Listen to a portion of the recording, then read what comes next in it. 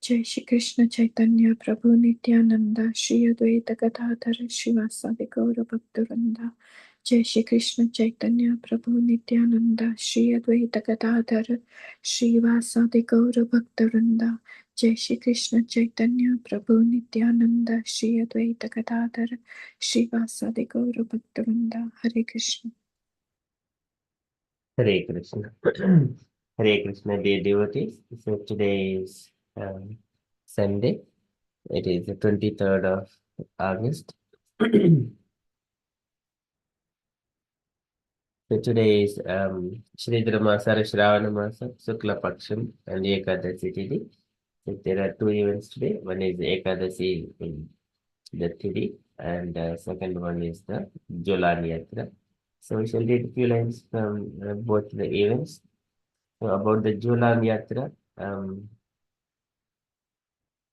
So it is the start of the 5-day Jolan Yatra spring festival for Shri Shri Radha Govinda. The final day is Thursday, 27th of August, which happens to be Lord Balarama's appearance day. In many temples, their lordships are placed on a swing, and the devotees take great pleasure in swinging the divine couple to help keep a cooling breeze flow over them during the hot summer. From Srila Prabhupada's letter to Jai Pataka Swami, 1st August 1969, regarding Jolan Yatra ceremony. During these 5 days, the deities' clothing should be changed every day, and there should be nice prasadam distribution and sankirtana as far as possible. If you are able to do it, a nice throne may be constructed on which the deities can be placed. This throne may be swung gently during the kirtana. That will be very good, and surely the deities will enjoy the function. So from Srila Prabhupada's letter to Jagadish on 5th January 1973, Radha and Krishna may be swung in this way, but you may avoid swinging Lord Jagannatha like that. Okay, so that is only Radha and Krishna in the Julan. So and that is from Julan Yatra, as we see in the picture. So behind the Radha Krishna there is a swing. Very beautiful there. And then we shall enter into next one is the event Pavitropan Ekadasi. So we shall read from ISKCON.com about this Ekadasi. Can I request Jai Mataji to read this Ekadasi Vrata Katha, please? Hare Krishna. Please accept my humble obeisances. Sri Yudhishthira Maharaj said, O Madhusudana, O killer of the Madhu demon, please be merciful to me and describe to me the Ekadasi that occurs during the light fortnight of the month of Shravana, July-August. The Supreme Lord Shri Krishna replied, Yes, O king, I shall happily narrate its glories to you. For just by hearing about this sacred Ekadasi, one attains the merit of performing a horse sacrifice. At the dawn of Dwapar Yuga, there lived a king by the name of Mahijita, who ruled the kingdom of Mahishmatipuri. Because he had no son, his entire kingdom seemed utterly cheerless to him. A married man who has no son gains no happiness in this life or the next. The Sanskrit word for son is putra. Pu is the name of a particular hell, and tra means to deliver. Thus, the word putra means a person who delivers one from the hell, named Pu. Therefore, every married man should produce at least one son and train him properly. Then the father will be delivered from a hellish condition of life. But this injunction does not apply to the serious devotees of Lord Vishnu or Krishna, for the Lord becomes their son, father, and mother. Furthermore, Chanakya Pandit says, Satyam mata pita gnanam dharmo bhrata daya sakha santihi patni kshama putraha sadete mama vandavaha. Truth is my mother, knowledge is my father, my occupational duty is my brother. Kindness is my friend, tranquility is my wife, and forgiveness is my son.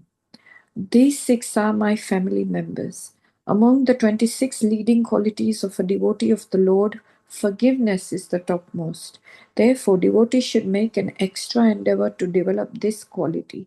Here Chanakya says, forgiveness is my son, and thus a devotee of the Lord, even though he may be on the path of renunciation, may observe this Ekadasi and pray to attain this kind of son. For a long time, this king tried very hard to obtain an heir, but to no avail.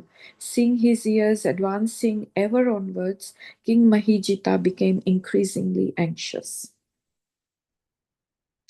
One day he told an assembly of his advisers, I have committed no sin in this life, and there is no ill-gotten wealth in my treasury.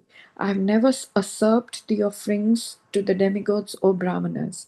When I waged war and conquered kingdoms, I followed the rules and regulations of the military art, and I have protected my subjects as if they were my own children. I punished even my own relatives if they broke the law, and if my enemy was gentle and religious, I welcomed him. O twice-born souls, although I am a religious and faithful follower of the Vedic standards, still my home is without a son. Kindly tell me the reason for this. Hearing this the king's Brahman advisers discussed the subject among themselves, and with the aim of benefiting the king, they visited the various ashrams of the great sages. At last they came upon a sage who was austere, pure, and self-satisfied, and who was strictly observing a vow of fasting. His senses were completely under control. He had conquered his anger, and he was expert at performing his occupational duty. Indeed, this great sage was expert in all the conclusions of the Vedas, and he had extended his lifespan to that of Lord Brahma himself.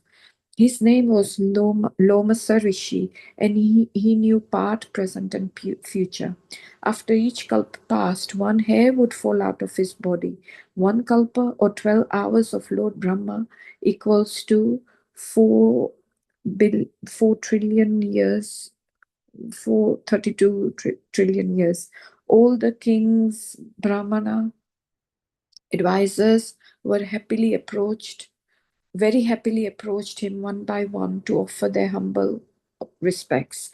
Captivated by this great soul, King Mahijita's advisors offered obeisances to him and said very respectfully, only because of our great fortune, O sage, have we been allowed to see you. Lomase Rishi saw them bowing down to him and replied, kindly let me know why you come here, why you are praising me. I must do all I can to solve your problems, for sages like me have only one interest, to help others. Do not doubt this. Lomasa Rishi had all good qualities because he was a devotee of the Lord, as stated in the Srimad Bhagavatam 5.18.12. Yasyasti bhaktir bhagavati akinchana sarver gune tatra samasate suraha harav abhaktasya kuto mahadguna manorathena sati dhavato bhahihi. In one who has unflinching devotional service to Krishna, all the good qualities of Krishna and the demigods are consistently manifest.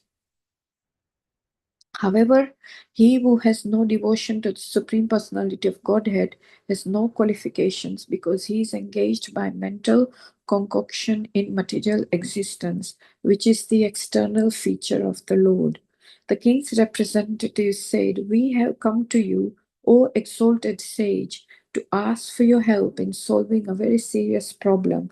O sage, you are like Lord Brahma. Indeed, there is no better sage in the entire world. Our King Mahijita is without a son, though he has sustained and protected us if we were his sons.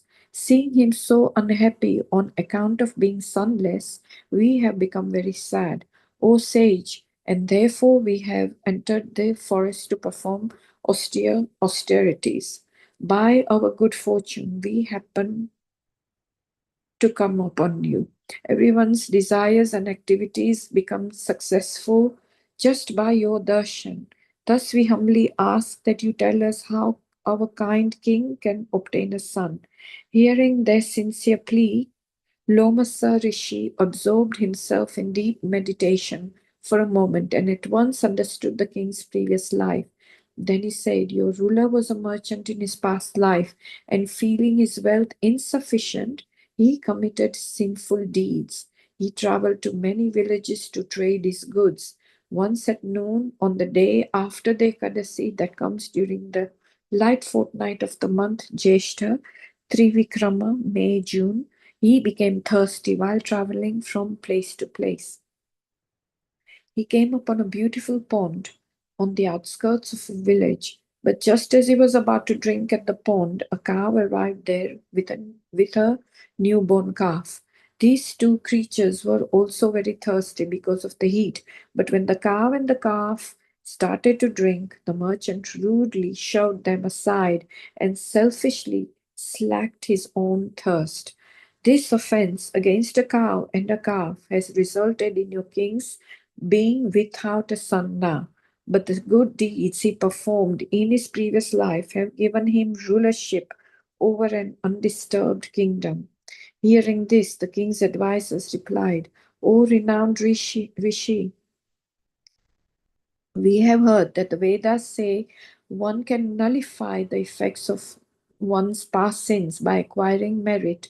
Be so kind as to give us some instruction by which our king's sins can be destroyed. Please give him your mercy so the prince will take birth in his family. Lomasa Rishi said, "There is an Ekadasi called Putrada, which comes during the light fortnight of the month of Shravana. On this day, all of you, including your king, should fast and stay awake all night, strictly following the rules and regulations. Then you should give the king whatever merit you gain by this fast. If you follow these instructions of mine, he will surely be blessed with a fine son." All the king's advisers became very pleased to hear these words from Lomasa Rishi, and they all offered him their grateful obeisances. Then, their eyes bright with happiness, they returned home. When the month of Shravan arrived, the king's advisers remembered the advice of Lomasa Rishi, and under their direction, all the citizens of Mahismati Puri, as well as the king, fasted on Ekadasi. And on the next day, Dvadasi, the citizens dutifully offered their accrued merit to him. By the strength of all this merit, the queen became pregnant and eventually gave birth to a most beautiful son.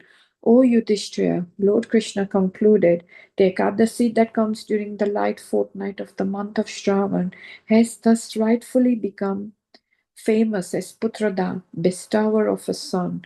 Whoever desires happiness in this world and the next should certainly fast from all grains and legumes on this holy day. Indeed, whoever simply hears the glories of Putrada Ekadasi becomes completely free from all sins, is blessed with a good son, and surely ascends to heaven after death. Thus ends the narration of the glories of Shravan Shukla Ekadasi or Putrada Ekadasi from the Bhavishya Purana. Srila Putrada Ekadasi ki jai. Hare Krishna. Thank you, Prabhuji. Jai. Thank you, Mataji. Okay, that is for the Ekadasi Vrata. So for now, we shall move into our daily Srimad Bhagavatam. ॐ नमो भगवते वासुदेवाय ॐ नमो भगवते वासुदेवाय ॐ नमो भगवते वासुदेवाय Hare Krishna. In the Srimad Bhagavatam, Lord Brahma describing about Vaikuntha pastime to all the demigods. So when the four Kumaras they have entered there into Jaya and Vijay, they have stopped four Kumaras, and four Kumaras got angry and they have cursed them. And then Lord has come to that point along with Goddess of Fortune by walking. It is so beautiful scenario. Um, with all his entourage, some people are holding the beautiful white umbrella, nicely decorated with the white pearls, appearing like a all the snowflakes are just dropping from top and shining by the moonlight. In such a way, it was, which is that beautiful scene can be seen by the sages who are in the meditation, complete transcendence in the heart. But four Kumaras got an opportunity to see that beautiful scene, and everywhere, all the aeroplanes and beautiful women and the men are there, and birds, everyone, and lots of beautiful flowers, desire fulfilling trees. In such a way, they were very happy. So they are able to see all this scenario directly by their face to face and seeing the Lord. And this is the one everyone desires. And it is as soon as one sees that one, it is touching their heart. Krishna Prasad Sumukam Spruhaniya Dharma Sneha Kalaya Priti Samsprishantam Syame Prutavarasi Sobhitaya Sriyasvaha Chodamanim Subhagayantam Ivakmadishnyam. And there is goddess of fortune next to the Lord, and everyone wanted a favor of goddess of fortune a little bit, but the goddess of fortune is next to the Lord. And the Lord, from his beauty, he's like dissipating effulgence throughout this Vaikuntha planet. Syame Prutavati Sobhitaya Sriyasvaha. So beautiful. Sobhitaya Sriyasvaha. And Chodamanim Subhagayantam Ivakmadishnyam. That Vaikuntha planet is topmost. And in the spiritual realm, it is Subhagayantam Ivatmadishnam. In such a way, so beautifully it is described about the Vaikuntha planet and all the Lord and his entourage. And further, Lord Brahma says that how the beauty of the Lord, and what kind of dress he has got. He has got like a yellow garment, and his hips are large hips covered with the yellow garment, and he has got a beautiful Varnamala, and which is attracting all the bumblebees. Previously, also we have seen even Jay and Vijay have got Vanamala. They are also attracting bumblebees because these flowers are always fresh with laden with all the honey in it. The bees are always interested to take the honey from those flowers, thinking that they are blossoming just now in a fresh way. So, like Lord is also having that Vanamala, and he has got his servant carrier, that is Garuda, next to him, and he has got one hand on top of Garuda, and in another hand he has got a lotus flower. He is very beautifully spinning it and playfully spinning it. So in such a way, the Lord has come along with goddess of fortune to the place, the seventh gate, where Jay and Vijay are there, and four Kumaras. Four Kumaras are just like a 5 years old children and without any clothes. Okay, it's a very beautiful scene. So today, Lord Brahma says, we are in the Srimad Bhagavatam, third canto, chapter 15, verse number 40.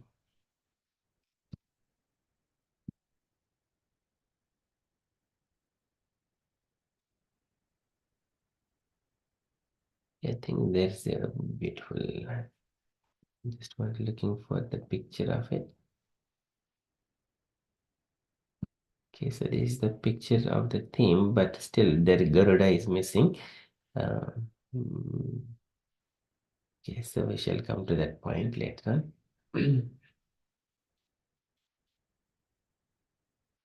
पीतां सुखे प्रतिनित्यं विस्फुरन्त्या काञ्चालिभिः विरुतया वनमालया च वल्गुप्रकोष्ठवलयं विनुता सुतांशे विन्यस्तहस्तमितरेण दुनानमब्जम् पीतां सुखे प्रतिनित्यं विस्फुरन्त्या Pita Amsuke Prutunitam. Prutunitam is large hips. Nitambhini is hips. Prutu, they are widely spread. Large hips. Prutunitam, there. And Pita Amsuke, the yellow garment is covering on his body, on his hips. Pita Amsuke Prutunitam. And Vispurantia, shining, Lord is shining very brightly. And also garments as well. Vispurantia. पीतांशुके प्रतिनितिम्बिनि विस्फुरन्त्य काञ्चालभिः विरतया वनमालया च. Kancha alubihi. Kancha is the with a girdle. He has got the golden girdle. So which everyone, some of the women they wear this girdle. It is called Vadhana, something like that. So Lord is having that girdle and alibihi viritaya vanamalaya cha alibihi by the bees viritaya humming bees. They come buzzing bees. Something like that. They wanted to bring. They want to take the honey from those flowers. The flowers are from the vanamalaya cha. Kanchalibihi viritaya vanamalaya cha. Valgu prakoshtavalayam vinata sutamshe. Valgu Prakost. Valgu is like a lovely Prakosta and Prakosta Valayam with his wrists and Valayam bracelets, and he is keeping his hand on top of Garuda, who is the son of Vinata. Vinata Sutta Amshe. Amshe is like on the shoulder of Garuda. Vinata Sutta Amshe. Valgu Prakosta Valayam Vinata Sutta Amshe. Vinyasta Hastamitarena Dunanamabjam. And Vinyasta is he rested that hand on top of Garuda, one hand, and Hastam Itarena, Hastam in one hand, Itarena, and in another hand, that is Itarena, Hastam Itarena, Dunanam Abjam, Dunanam. Dunanam is being twirled, Abjam, a lotus flower. So in one hand, he is twisting that lotus flower. Okay, let me just bring that.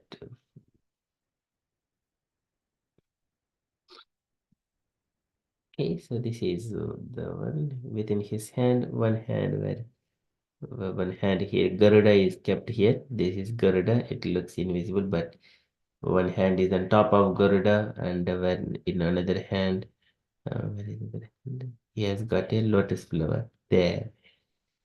He has lifted this hand, and in one hand his mace is there, and Shanka is there. So he is playing in one hand. One hand is resting on top of Garuda here. Garuda is here. Just only head is visible. And four Kumaras are seeing, and Jaya and Vijay are here. And everyone, even these women, are also seeing the beauty of the Lord. So, and here also, these people also, these Vaikunta people, they always wanted to see the Lord. Okay, so that is very beautiful scenario. So, and Lord is having yellow garments. Pītāṁ prutinitim bini vispurantya kāñcāli bihiviritaya vanamalaya cha.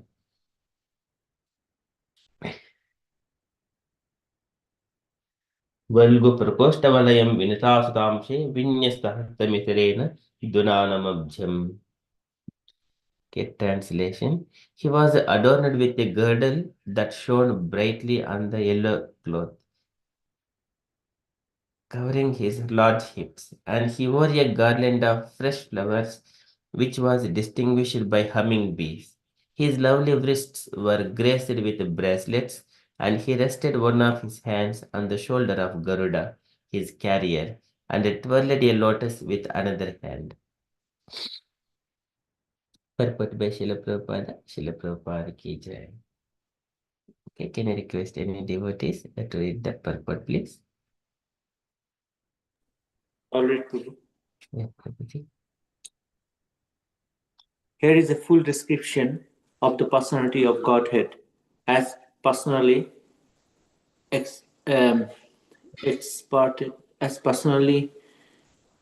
experienced by the sage. This Lord's personal body was covered with yellow robes, and his waist was thin. In Vaikuntha, whenever there is a flower garland on the chest of the personality of Godhead or any one of his associates, it is described that the humming bees are there. All these features were very beautiful and attractive for the devotees. One of the Lord's hands rested on his carrier Garuda, and in another hand he twirled a lotus flower. These are personal characteristics of the personality of Godhead Narayana. Srila Prabhupada ki jai. Haribol. Jai. Thank you, Prabhuji. It is very beautifully read. So this is Prabhupada is explaining again in the description of the personality of Godhead, personally experienced by the sages. Sages, they meditate on the beautiful form of the Lord. So Sanchintayet Bhagavataha Charanaravindham Vajraṅkuṣadvaja Saroruha Lanchanadhyam Uttunga Rakta Vilsatnaka Chakravala Joshnarabihi Bihi Ahatamahad Hridayandhakaram. And meditating on the lotus feet of the Lord, starting in the later on in the third canto, 28th chapter, there, meditate how the sages meditate on the form of the Lord, very detailedly explained. This is the execution of devotional service. They say sages who goes to the secluded place and keeping all the senses and mind in the control, keeping situated themselves in a very clean place. And once they have controlled all the senses, then they start meditate on the Lord. Yoga means that is the meditation on the Supreme Personality of Godhead. And but sometimes people with the name of yoga, they do some gymnastic. It is all bluffing ones. Yoga means it is connecting to the Lord. They meditate on the personality of God, beautiful form. And by one every limb, they meditate for a long time. First lotus feet. As soon as they meditate on the lotus feet, Josna Birahatamad Hrudayandhakaram, the darkness in the heart will be dissipated. Okay, in such a way that lotus feet, there Kapila Bhagavan describes, Yesaucha Nishuddha Sarit Pravarodhakena Tidhena Mudni Adhikrutena Siva Siva Bhut Jhatuhu Manaha Samala Sela Nisrushta Vajram Jayetchiram Bhagavataha Charanaravindam. And that lotus feet, it will kick so many of sins just like that. In the Samala side, Nisrushta Vajram, a pile of mountain of sins with the feet of the Lord, it will just kick all washed away. Jatuhum Manaha Samala Saila Nisrujya. All that pile of sins in the heart, it will completely be cleared out. We need to meditate on that lotus feet. Jayet Chiram Bhagavataha Charanaravindam. And that lotus feet where Ganges has emanated from. Yet Saucha Nisruda Sarid Pravarodhakena. Sarit, that river, Ganges river emanated from the lotus feet of the Lord, which is word by Lord Shiva, which purifies himself as well. Tidhena Mudni Adhikrutena Shiva Sivo Abhut Mudni on top of his head. Mudni Adhikrutena wearing Sivaha, Lord Shiva is wearing that Ganges river on top of Siva Sivo Abhut. Siva is another auspicious name. Even the Lord Shiva is all auspicious, but that Ganges will purify him more. It came from the lotus feet of the Lord. That lotus feet of the Lord will kick off all kinds of sins. One has to meditate on that lotus feet. How beautiful it is. There, and then further they describe about next is the shanks of the Lord. Janudvayam Jalajalochanaya Jananya Lakshmya Kilasya Suravanditaya Vidatuhu Urvor Nidaya Karapallava Rochishaya Samlalitam Hridi Vibhora Bhavasya Kuryat. And goddess of fortune keeping the legs of the Lord on top of her laps and then gently massaging his legs. And while many people like Brahma and other Narada and many of them, they are praying to the Lord. Janudvayam Jalajalochanaya Jananya and Jalajalochanaya. So it is again lotus petal eyes. The goddess of fortune, so beautiful. So Lakshmya Kilasya Suravanditaya Vidatuhu, everyone worship those those legs are under Supreme Personality of God, Goddess of Fortune. Everything is worshipable for the sages and to the devotees.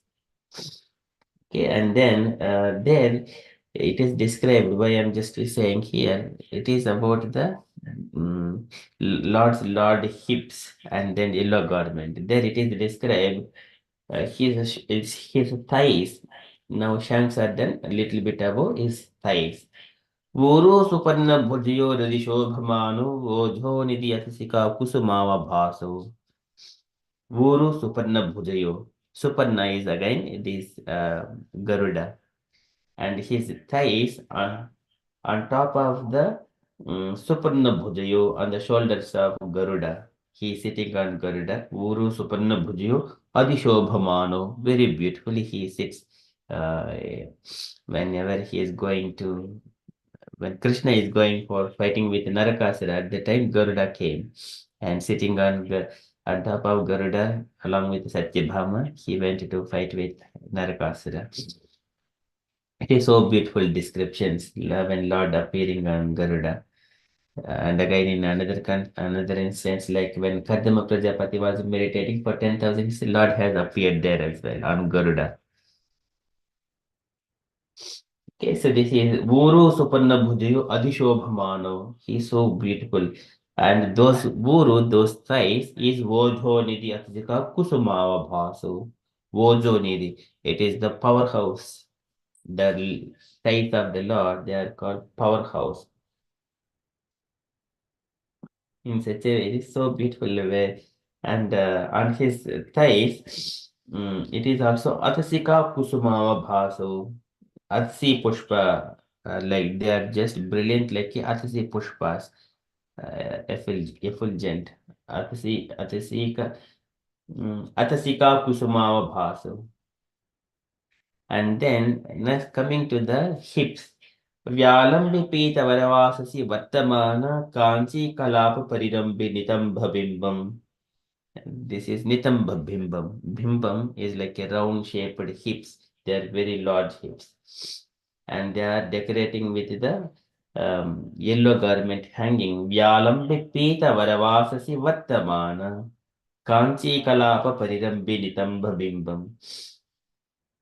In such a way, along with the Kanchi Kalapa.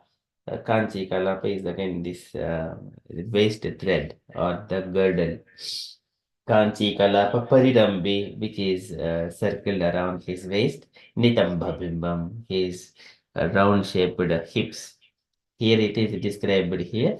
Prutanitam Bhini Vispurancha, Pitam Suke, Prutanitam Bhini Vispurantya. So likewise, every part of the Lord is being described. And then little bit of about the hips or it is like coming to the navel. Na bifadam bhuvanakoshu guhodharastam yatrapmayoni dishinakila loka padmam. And there it is describing like that navel which is like a lotus navel, and then from where lotus flower has emanated, and then within the stem of that lotus flower all the 14 planetary systems exist. Nabi hridam bhuvana kosha guhodarastam. Bhuvana kosha, bhuvana, so like 14 planet systems. Kosha is the stem. Guha udarastam. Bhuvana kosha guhodarastam. That is, that lotus flower emanated from the navel of the Lord. Yatratmayoni dishnakila lokapadmam. Atmayonihi.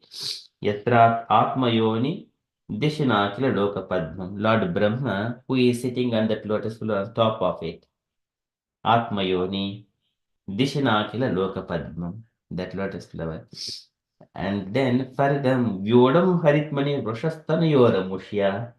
Vyodam Haritmani, and his chest, Stanayoho, his breasts also described. Dhyayadvayam Vishidahara Mayuka Gauram. One has to meditate the breasts of the Lord, which are decorated with beautiful pearls. Vyodam Haritmani, and decorated so many of jewels and necklaces like that. Vyodam Haritmani. Vrusha, very beautifully decorating his body, his broad chest. Generally, there were no this method of wearing the shirts, because the ornaments itself, there were everyone are wearing these ones. It comes from Vaikuntha feature. Otherwise, there is no concept of wearing a shirt by the men. Just only the one lower garment, like the pita or dhotis. But top part is, that's why when we go to the temples, Brahmanas, they don't wear the shirts. They simply keep only the towel on top of it whenever it is needed. Otherwise, they don't wear that one. But Lord is also in the similar way. He does not have any shirts like that. He has got all the ornaments hanging from his neck, Kaustubha jewel, and so many pearl necklaces like that. Vyodam Haritmani Sthana Vrushayo Rabushya. It is very beautifully decorated on his chest. And one has to meditate on his chest. Jayad Dvayam Vishidahara Mayuka Gauram Vishidahara, and white pearl necklaces. They are shining on top of his chest. And then it is described like a again his chest is with chest is placed for resting of a goddess of fortune. वक्षोदिवासं ऋषभस्य महाविभूतेः पुंसां मनोनयन निर्वृतिम् आदधानम् कंठं च कौस्तुभमणिरतिभूषणार्थं कुर्यात् मनसि अखिलोक नमस्कृतस्य. So in such a way, the beauty, it is all describing his chest, and then in his neck there is a Kaustubha jewel as well. And one has to meditate that beautiful form of the Lord for a very long time. So these are all a different full description of the personality of Godhead, as personally experienced by the sages. And his shoulder, his bahus or the shoulders, they are also very strong. Once upon a time, whenever he was, there is a churning of milk ocean. During that time, Lord has taken the form of a turtle, and during that time, he has got all these ornaments as well, but turtle shape. At the time, he was like a base or a pivot for the Mandarachala mountain, so that it does not sink into the ocean. So at the time when they were demigods and demons are churning keeping this Mandara mountain, keeping Vasuki as a thread, and Lord is on the bottom when they're churning, so it is moving this way and that way. And at that time, by that movement, and the ornaments on top of the Lord, they became very more shiny. So it is described, Bahumsha Mandrigirehe Parivartanena Nirnikta Bahuvalayan Adilokapalan. Nirnikta Bahuvalayan Adilokapalan. Nirnikta, they become shining. Sometimes when the gold ornaments become a little bit dark, people will take to the goldsmith and make it is like one side more shiny. He will do something like that. So here, that Mandarachala mountain just became like a to make all the ornaments shining. Nirnik the Bahuvalayan Adiloka Phalan.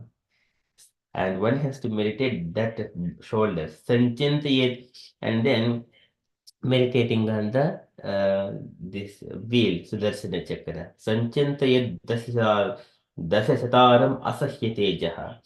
Dasasataram is like a thousands of shot, the spikes and that spikes in the Sudarsana Chakra and the edges. Sanchantayet Dasasataram Asahyatejaha. It is so powerful. Asahyatejaha, very effulgent. Nothing can counteract the Sudarsana Chakra. Asahya Tejaha. Senkam cha tatkara saruruha rajahamsam. And the conch shell which is in the hand of the Lord, which is like a rajahamsa. Shankam cha tatkara saruruha rajahamsam. So beautifully it is described. And then Kaumodik in his hand. This Kaumodikam Bhagavato Dhaitam Smareta Digdha Marati Bhata Solita Kardhamena. And that mace which is, which is punishing all the demons, and it is always wet with the blood. Kaumodikam Bhagavato Daitam Smareta Digdam Aratapata Sonita Kardhamena. Sonita. Sonita is the blood. Kardhamena, whenever it is hitting the demons, it is tinged with the blood. Digdam Arati Bhata. This is soldiers of the enemies. And Solita Kadhamena, whenever it is hitting, it is tinged with the blood. So that one has to meditate on that Kaumodiki because it will punish all the demons. And Mala Madurata Uruta Giropa Bhushtam, Chaityasya Tattvam Amalam Manimasya Kante. And he has got again Vanamal, Mala Madurata Varuta Giropa Bhushtam. Vanamal again, which is attracting all these bumblebees. For the bees are always interested to take the honey from these flowers. Such kind of mala is having. And Chaityasya Tattvamalam Manimasya Kante. He is having so many maniharas in his neck. Chaityasya. Um, just like Chaityas is consciousness. Chaityasya Tattvam Amalam Manimasya Kante. Okay, so like with different ways they are being glorified, and then Lord, his face is always inclined to his Brutyanukampita. Brutyanukampita Deha Grihita Mudhehe. He is inclined to even Samasarveshu Bhuteshu. Even though he is equal to everyone, uh, but he is Yetu um, Yetu Bhajanya Bhajanti Ananya. Whoever is worshipping the Lord with one focus. So he is always Anukampita, inclined to his Brutya Anukampita Diya Iha Gruhita Muddhe, that Supreme Personality of Godhead. His face is always like that. Sanchantiyat Bhagavato Vadhanaravindam. Vadhanaravindam, his lotus face. One has to meditate. And that lotus face, it is shining by the effulgence from the earrings. Earrings are Makara Kundalas. They're all greenish. They're all self-effulgent. They're also throwing that light on top of the face. Your Lord does not need separate light, but he has got these earrings itself. Yed Vispuran Makara Kundala Valgitena Vijyotka Amalakapolam Udharanasam. And his nose is also being shined with that light. Vijyotita Amalakapolam Udharanasam. And that light comes from, it is come Vidyotita. Vidyotita is like so much of effulgent. Amalakapolam Udharanasam. Amalakapolam. They are hanging the earrings so beautifully. So this is how his face is now.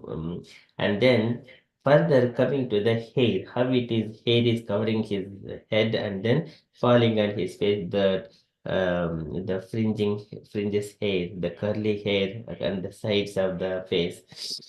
यश्रीनिकेतमलिभिः परिसेव्यमानं भूत्या स्वयकुटिलकुन्तलया कुटिलकुन्तलबृन्दजुष्टम् यश्रीनिकेतमलिभिः परिसेव्यमानं. How that beauty is appearing, that curly hair on the face of the Lord, on top of his head, those hair is just hanging. It is appearing alibihi parisevyamanam. Yashrinekitamalbihi parisevyamanu. These bumblebees, they are sticking to each other, and then like when bumblebees are going, when we see this, the flock of bumblebees, it is so beautiful. They go in a very nice way if they are going in a batches. So such kind of batches, if the stream of bumblebees one after another, if they stand in one line, likewise few lines, and all the stinging, they're appearing like a dark, and that kind of dark strings, there this hair is comparing to those string of bumblebees. Yashri ketam alibihi parisevyamanam. How glorifying his hair is being compared. Bhutya swaya kutila kuntala brunda justam. Brunda justam. Kutila kuntala, this hair, curly hair, brunda justam. So his face is so beautifully decorated with black hair, and which is appearing like a bumblebees are stinging together and trying to take his face is appearing like a lotus flower, Badhanara Vindham. And now bumblebees are coming to take the honey from that lotus flower. How beautiful it is. And then coming to glorify his eyes. Meenadvayashrim adikshipat abjanetram. And two fishes coming nearer to the lotus flower and playing each other, but coming very symmetrically to the lotus flower at stem. It is appearing like the Meenadvayashrim adikshipat abjanetram and abjanetram, the lotus petal eyes. They are appearing like that, two like a two fishes coming to lotus flower. And Jayat Manomayam Atandrita Ullasadbru. And again, one has to meditate his eyebrows as well. So beautiful eyebrows. Um, so beautiful descriptions. Again, Jayat Manomayam Atandrita Ullasadbru.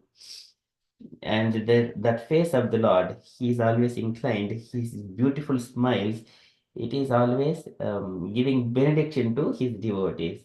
तस्यावलोकमधिकं कृपयाति घोर तापत्रयोपशमनाय निसृष्टमक्ष्णोः तापत्र तापत्रय उपशमनाय निसृष्टमक्ष्णोः. One will be completely relieved from the tapatriyas. And in this tasyavalokamadikam krupayati ghora, everyone are touched because ati ghora, everything is because birth, old age, disease, and death. Sometimes when the senses and body is healthy, one may not feel that I am feeling because of his strongness in the youngness, in his young age, or whenever he has got enough strength, he doesn't care about anything else. But as the body is slowly getting older, getting diseases and it dwindles, then he slowly realizes that one. That is called realization. It is happening to him now. But before, he did not care because this ghora means it is practically experience going with the relations, with the family, diseases, so many things. And one may, because of his kind heart, he cannot see the bad things happening outside. So, like always, he's worried about other living entity. So, in such a way, one is going through all such kind of dukkha dhoshadu darshanam. Such kind of things, everything will be completely relieved for a devotee. Tasyaavalokamadikam krupayati ghora tapatra upshamanaya nisrishtam akshnoho. His eyes, the glances of the Supreme Personality of Godhead falling on the devotee, devotees, all his miseries will be relieved. And his face, his smiles, the smiles of the Supreme Lord is snigdha smitanu vipula prasadam. Snigdha smita anugunitam. It is so beautiful, anugunitam. It is increasing. Very gentle and beautiful smiles. Vipula prasadam. And we're always compassionate. Dhyayachiram vipula bhavanaya guhayam. One has to meditate on that lotus, those lips for a long time as well. Vipula bhavanaya guhayam. Jayat chiram. Chiram means for a long time. Jayat chiram vipula bhavanaya. Okay, with the complete devotion. Vipula bhavanaya guhaya. In his heart, he has to meditate. And hasam harehi avanata akiloka tivra sokasu sagar vishoshanam ati udharam. Sammohanaya rajitam nijamaya yasya bhrumandalam munikrute makaradvajasya. And his again further expansion of glories of his smile. Hasam harehe avanata akilaloka tivra.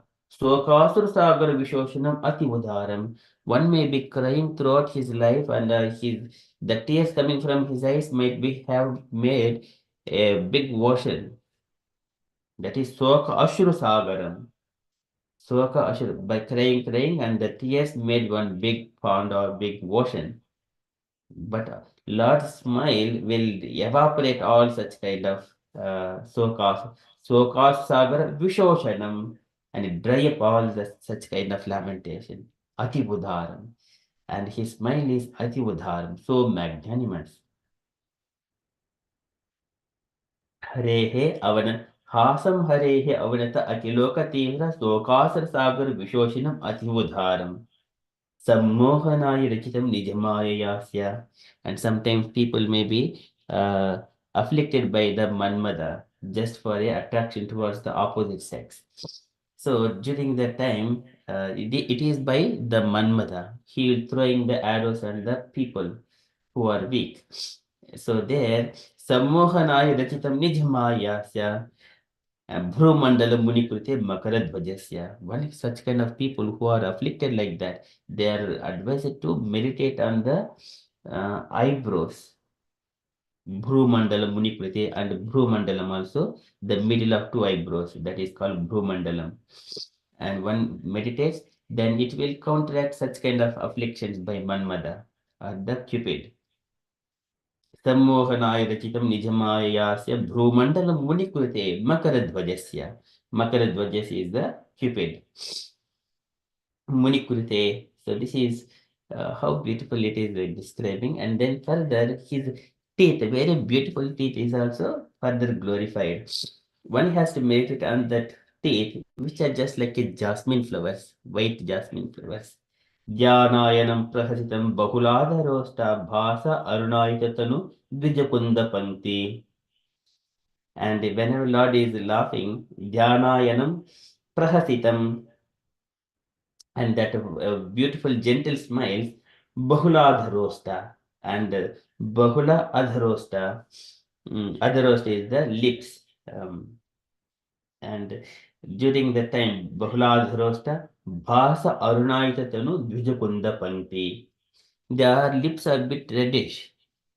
Why it is reddish? Even though it is white. So it is bhasa arunaita, because there is a red hue is falling from his lips on top of that white teeth. Dvija Kunda Pankti. Dvija Kunda Pankti. Kunda Pankti is the jasmine flowers, keeping very beautifully one after another. They are like a Dvija Kunda Pankti. Tanu is a small teeth. Some people may have got bigger teeth, some people have small, some are medium like that. But here it is Tanu Dvija Kunda Pankti. Small uh, jasmine flowers are kept in a very nice, beautiful format. This is how Lord's teeth is. One has to meditate, and they are reflecting with the Bahuladharosta, Bhasa Arunaita Tanu, the reddish lips. They are putting their reddish hue on top of that white teeth. The teeth are appearing like a Arunaita. It's reddish. And one has to meditate those those lips as well as the teeth, beautiful smiles. Jayat swadeha kuhare avatasya vishnoho, avasitasya vishnoho, bhakchadhayarpita mana na pradak vidrukshe. When he meditate that beautiful smiles and with that teeth, and one does not desire to see anything else at all. Bhaktya ardhaya arpita mana na pradagdi drukshet. He does not look to see anything else because he is so much attracted to that, the beautiful smiles. In such a way, the devotee is like, Evam haru bhagavati pratilabdha bhavo bhaktya drava hridaya utpalakah pramodhat outkanche bhashpakalaya muhrajyamanaha tachapi chitta barisham senakaihi viyamte. This is how his heart of a devotee, it melts by seeing the form of the Lord, and he makes so much of loving. Lord is so Brichan Kampita. Evam Haru Bhagavati Pratilabdha Bhavo. Once this meditation completely absorbed, it is for a very long time. Sanchintayet Bhagavataha Charana Ravindam. Jhaye Chiram Bhagavataha Charana Ravindam. For a long time when he is meditating, all the beautiful every limb of the Lord.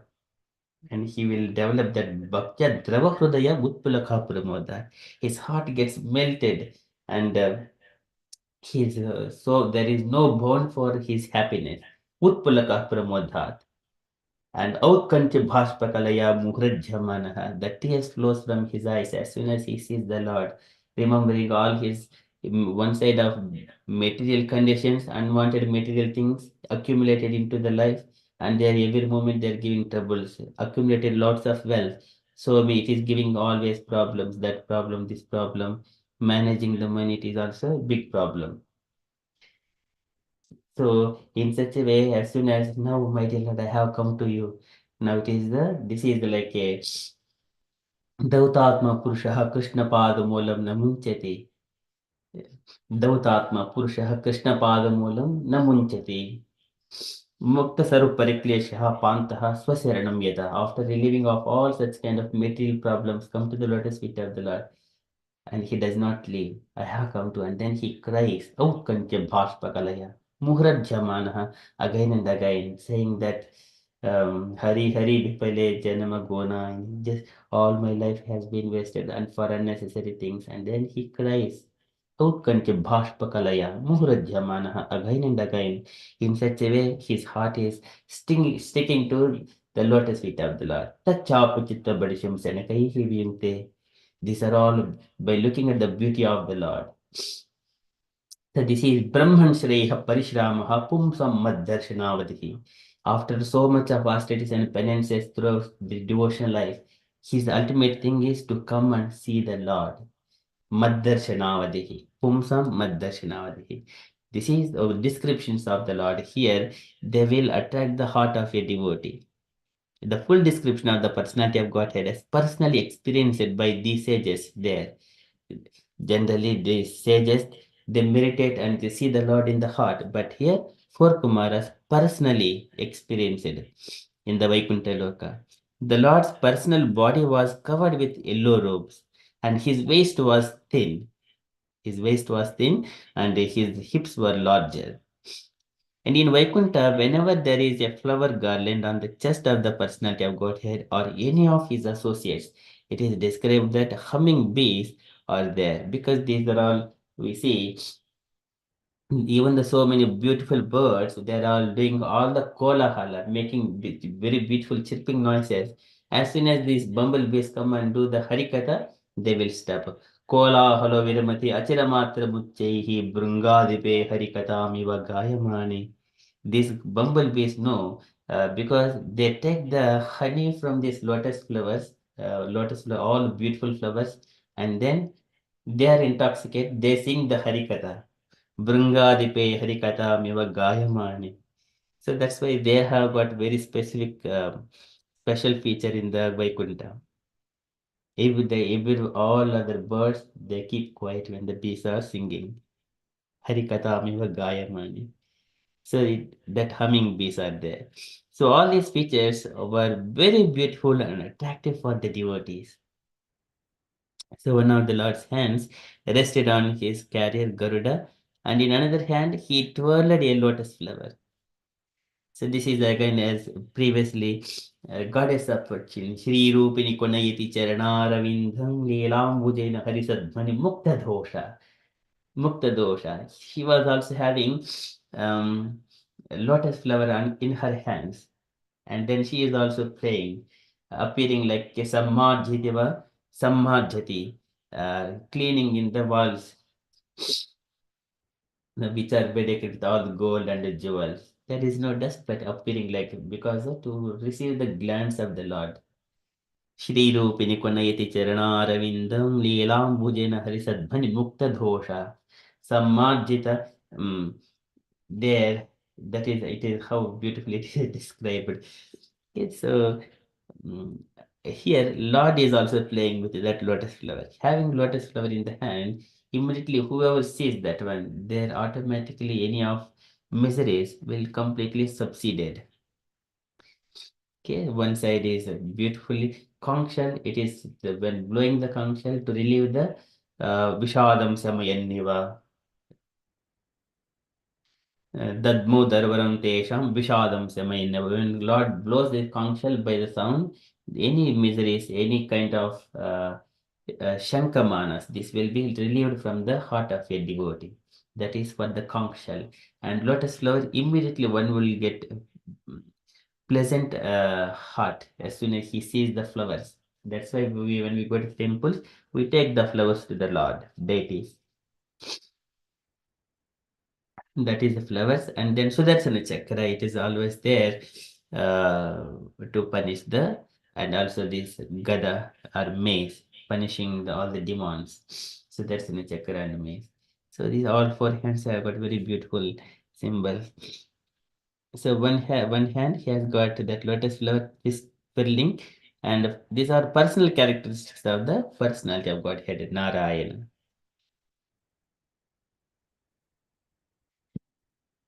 So that is from this shloka. So we shall go and recite this shloka. This is very beautiful shloka. The shloka stretched along. We'll go to recite this one.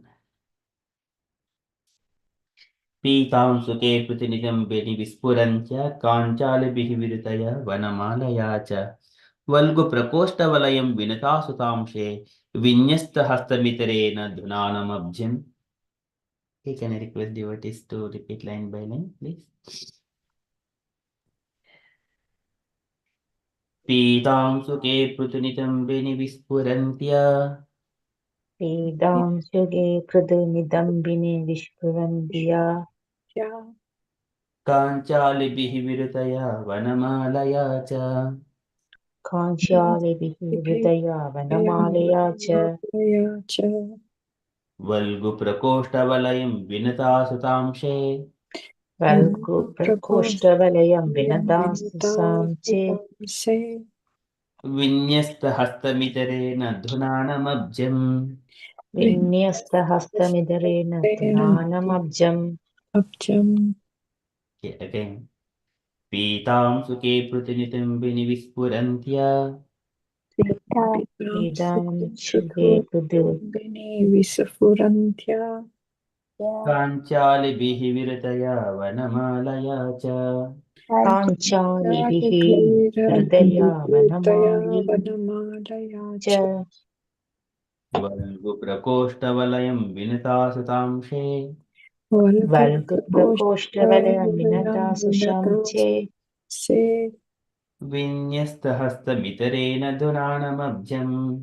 विन्यस्तहस्तम् इतरेण धुनानमब्जम्. Once more.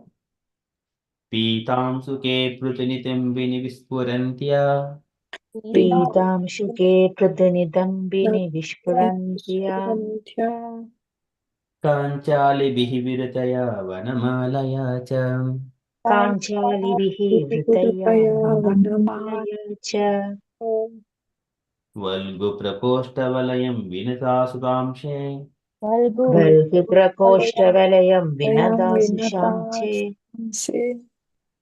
विन्यस्तहस्तमितरेण धुनानमब्जम्. विन्यस्तहस्तमिदरेण धुनानमब्जम्. Very beautiful. Can I request devotees to get and to recite? Asha Mataji, would you like to start, Mataji, please? Krishna प्रभु. पीतां शुके पृथुनिदम्बिनि विस्फुरन्त्या काञ्चालिभिः हृदया वनमालया च वल्गुप्रकोष्ठवलयं विनदासुषां चे विन्यस्तहस्तम् इदरेण धुनानम् अब्जम्. Very beautiful, very nice. Thank you, Mataji. Meena Mataji, please.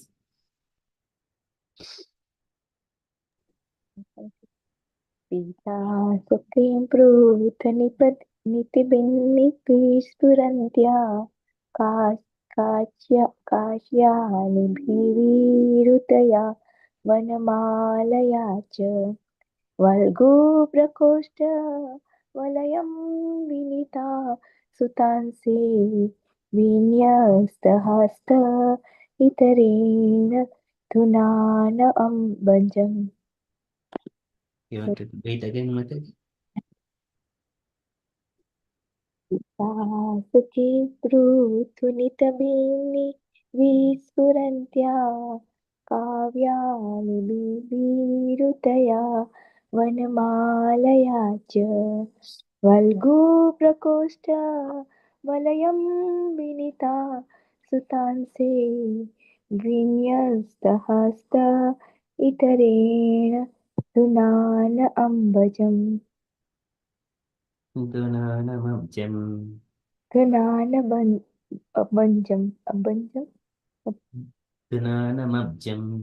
Dhunanabhanjam. Okay. Dhunanabhanjam. Abjam. This is abjam. Okay. Dhunanabhanjam. Okay. Dhunanam abjam. We combine mabjam. Dhunana mabjam. Dunanam Abjam. Okay, very beautiful. Thank you, Mataji.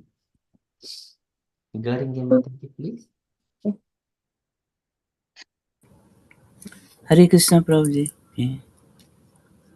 Pitam Suki Pritunitam Bini Vispurantya Kanchali Vir Virutaya Manamalaya Cha Balgu Prakosta Valayam Vinata Sutam Se Vinyasta Hasta Mitarena Dhunana Abjam Dhunanamabjam. Hare Krishna Prabhu. Very nice. Thank you, Mataji. And Devashish Prabhuji and Mampi Mataji, please. So I'm here only. I will try. Shri Prabhuji. Hare Krishna.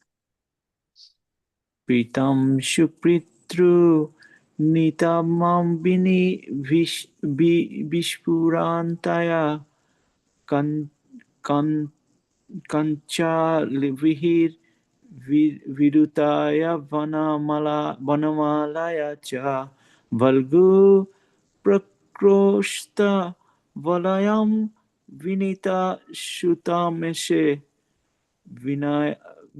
Vinayastahastam Itarana Dhurana Ambajam. Very good, Prabhu. Very nice. Thank you. You want to do it once more, Prabhuji? I'll try, Prabhu. I'm not good at it. I'll try.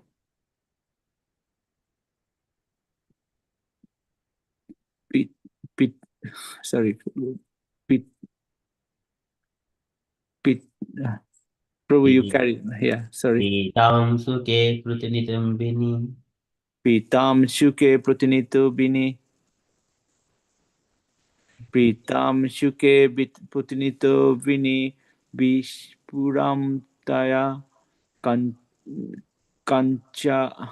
Sorry, Prabhu. You carry on, Prabhu. I'm Yeah, sure, Prabhuji. Jahna Kanya Mataji, please.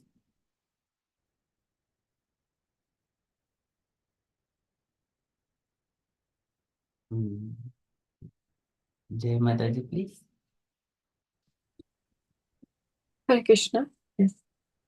Pitam Shuke Pruthu Nitambini Visfurantya Kanchya Libir Virutaya Vanamalaya Cha Valgu Prakoshta Valayam Vinata Sutamse Vinayasta Hastam Itarena Tunanam Abjam. Prabhuji, may I go again, please?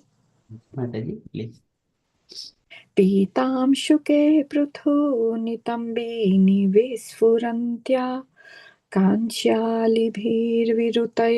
Vanamalaya Cha Valgu Prakoshta Valayam Vinata Sutamse Vinayasta Hastam Itarena Tunanam Abjam. Thank you. Hare Krishna. Sorry. Very beautiful. Heart filling. Thank you, Mataji. Jahna Kanya Mataji.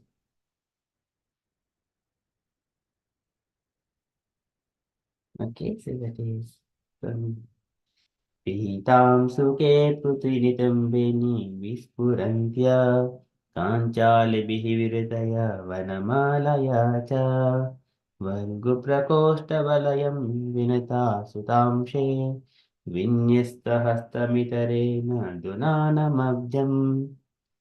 So beautiful, very nice. Thank you, Mataji. Would you like to read the translation as well, Mataji, please?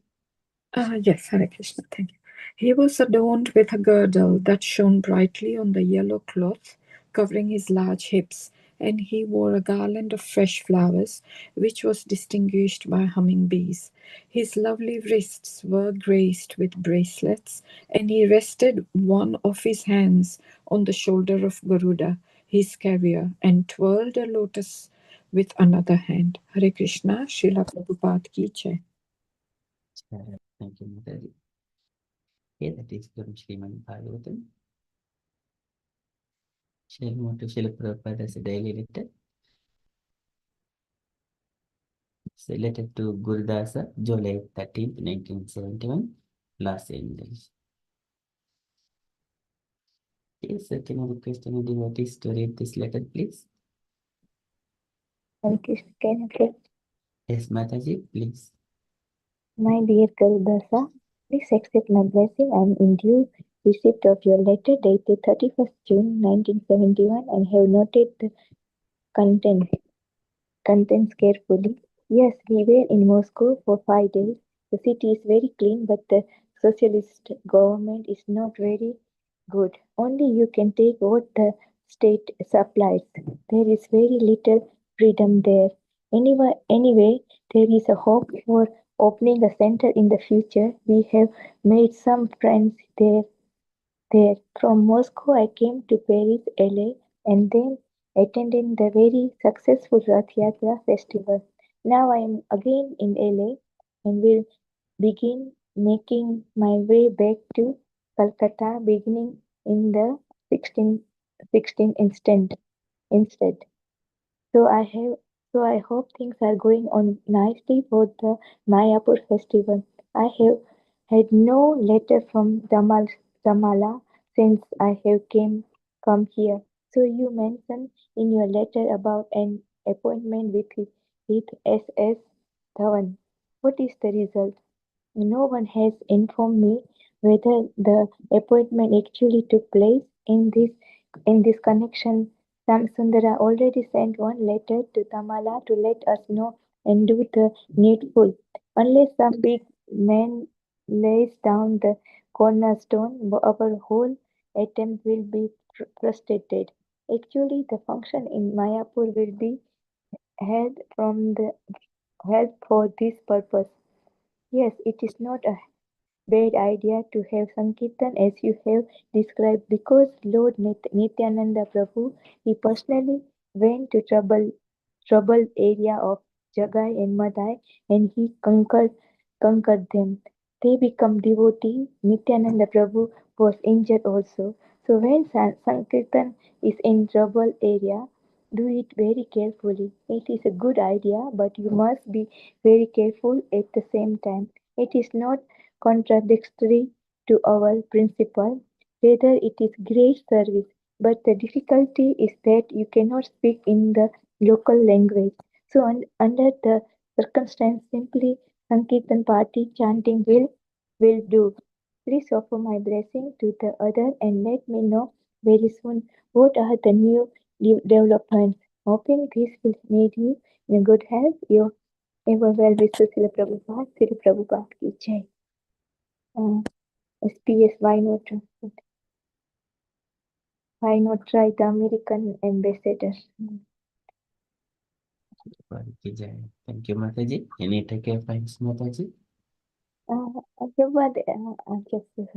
Yes, the particular point is like, Prabhupada is mentioning that he just went to the Moscow in Russia, but the city is very clean and very nice, but the government and socialism is not very good over there. So, it's very difficult to get, to cooperate with the government and, they are not cooperating and things like that. But in the near future, they may can have center in Moscow. And then what is mentioning, then he came to the LA and, they have a nice Rath Yatra festival. Um, and yeah, so that is something he just mentioned here. And then he just, I think, asking something regarding to Mayapur temple, what is happening, and he has not received any information or anything. So he just worried about what is and so he needs some information regarding that.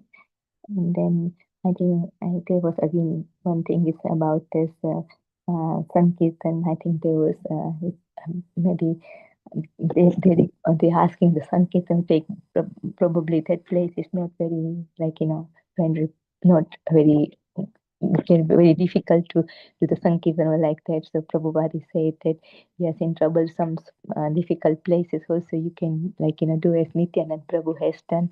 That way Jagai and Madhai was become a devotee. but we have to be very careful here as well. You can do it, but not do any other language. Just do the Sankirtan and just Harinam. And yeah, I think just mention yeah.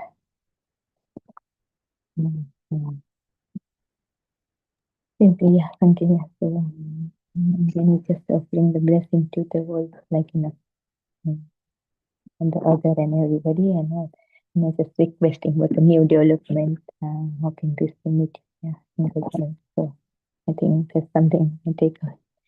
I know it's a little bit long, but Mataji can explain more. Okay, Mataji. Jai Mataji.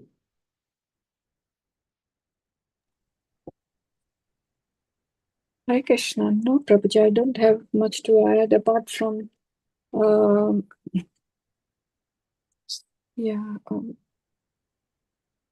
Sankirtan moment is, I mean, because he can't speak the language, he wants to, he's saying just try with the Sankirtan moment. Even that would,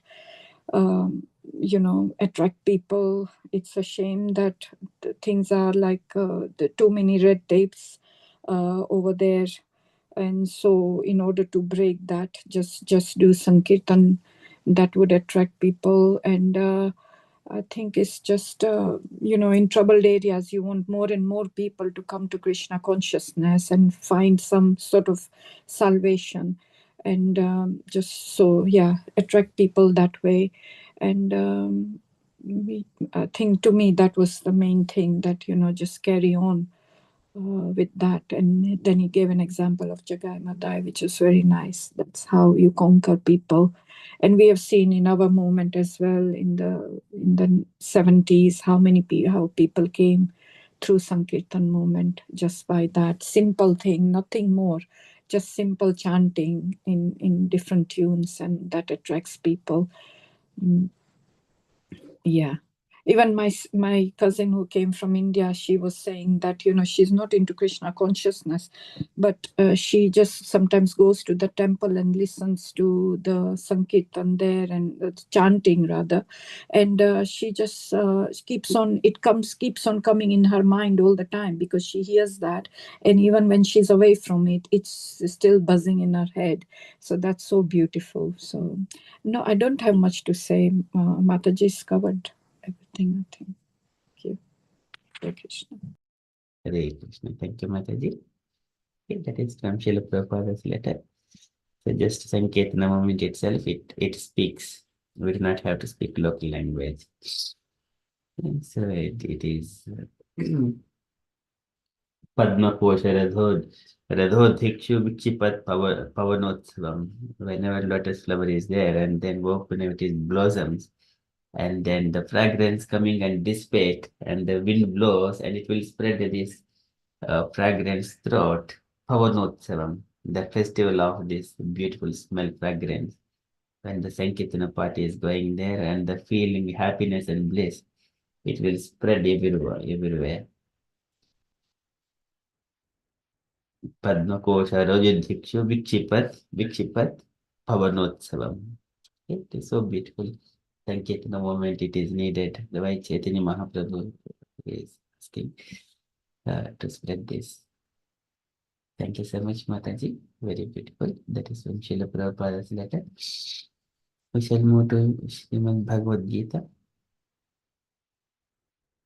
So in the Bhagavad Gita, Krishna is speaking to Arjuna about the spirit soul, and in one angle from the Vedic perspective, in another angle from the atheistic perspective. Even though from a thinking of atheistic perspective, one does not have to lament, because he cannot avoid any stop. He cannot avoid death, old age, disease, and death. So all these material bodies, once they did not exist before, they exist temporarily for now. In the future, one does not have to, because one cannot. This is avyakta-dhini bhutani vyakta-madhyani bharata abhyakta nidhananyeva tatra ka paridevana. All Krishna is speaking to Arjuna to dissipate his lamentation, to enlighten his knowledge. So likewise, Why to lament for that, O Arjuna? And then further describing that, this again coming to the spirit soul, how few people understands and how few people see it, how few people hear it, see it, and then speak it, and then hear it. And these are the three levels: see, and then hearing, and then speaking about the spirit soul as a wonderful thing. But in the fourth category, even though they're hearing and they do not understand anything, even though they are hearing, they do not understand anything about the spirit soul. So likewise, Krishna is saying to Arjuna here in the Bhagavad Gita, second chapter, verse number 29. आश्चर्यवत् पश्यति कश्चिदेनम् आश्चर्यवद् वदति तथैव चान्यः आश्चर्यवश्चैनमन्यः शृणोति श्रुत्वाप्येनं वेद न चैव कश्चित् आश्चर्यवद् पश्यति कश्चिदेनम् so this spirit soul enam, this soul, Krishna is speaking. Enam means whatever the subject Krishna is speaking about, that is the soul. So Asharivat Pasyati Kashid. Some people they see Pasyati sees the spirit soul as wonderful, amazing. And some people Asharyavad Vadati Tataivacha Anyaha Vadati. And some people they speak wonderfully about the spirit soul. Asharyavad Vadati speaks of Tataivacha Anyaha, and certainly about Anyaha is another set of people. Asharyavad Cha, similarly amazing. Cha Enam, about the soul. Anyaha Srunoti, they hear wonderful things about the spirit soul. Wonderful things. First set of people, they will see it. Second set of people, they speak it. Third set of people, they hear it. Seeing, speaking, so as a very wonderful thing. Asharyavad. Everyone are perceiving as wonderfully.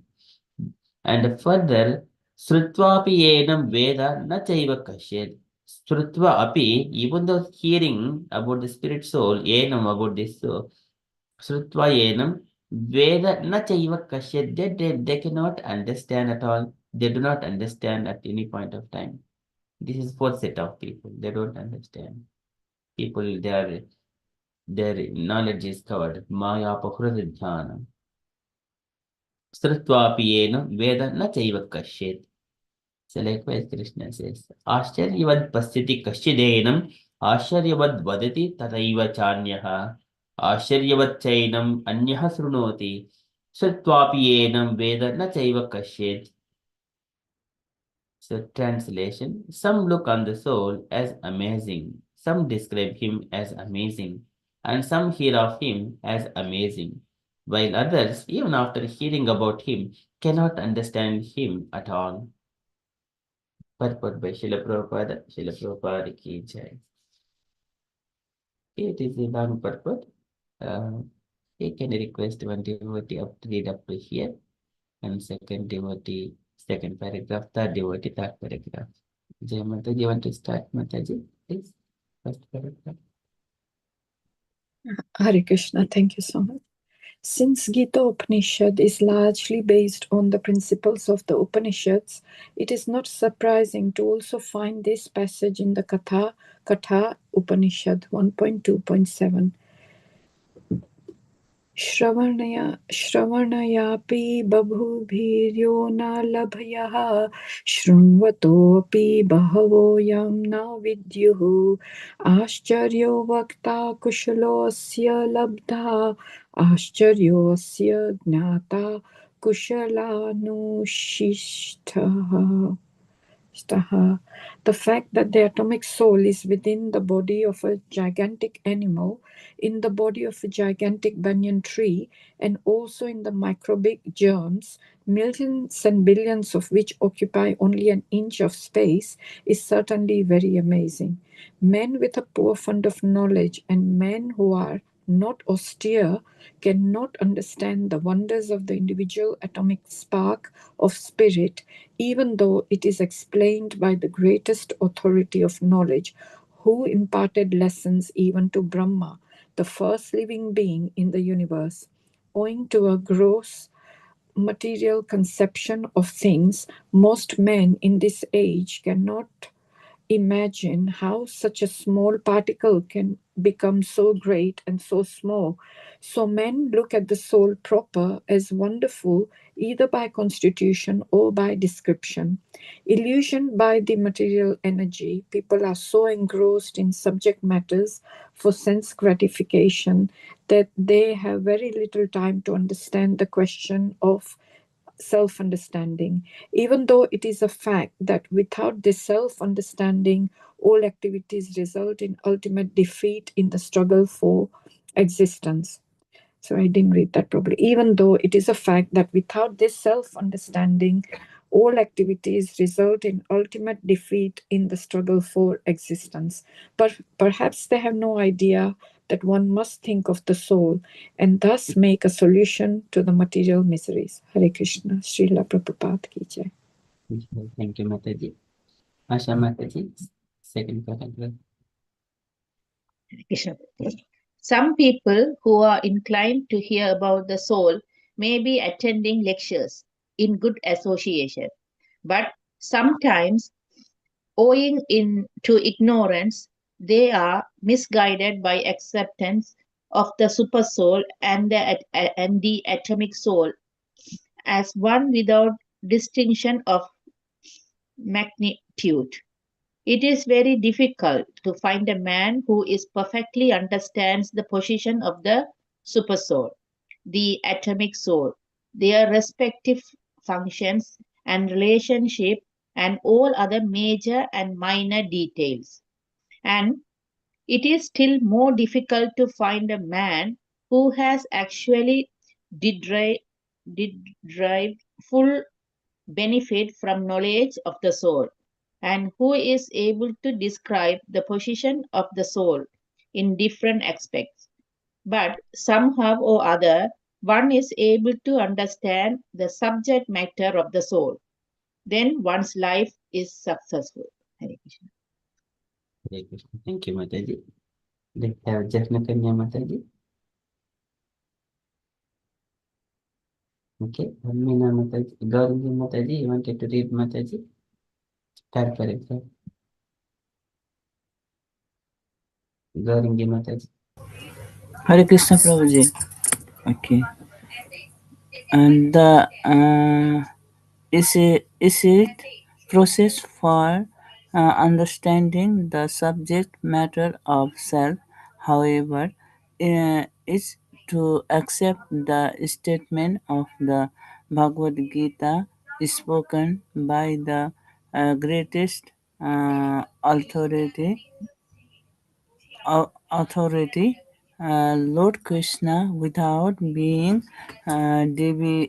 debated by other authorities, but it also requires a great deal of penance and sacrifice, either in this life or in the previous ones, before one is able to accept Krishna as the supreme personality of Godhead. Krishna can, however, be known as such by the causeless mercy of the pure devotee and by no other way. Srila Prabhupada ki jai. Hare Krishna. Yeah. Thank you, Mataji. Very beautifully read. Okay, so in this purport, Srila Prabhupada is describing here, Krishna is saying this is Asharyavad.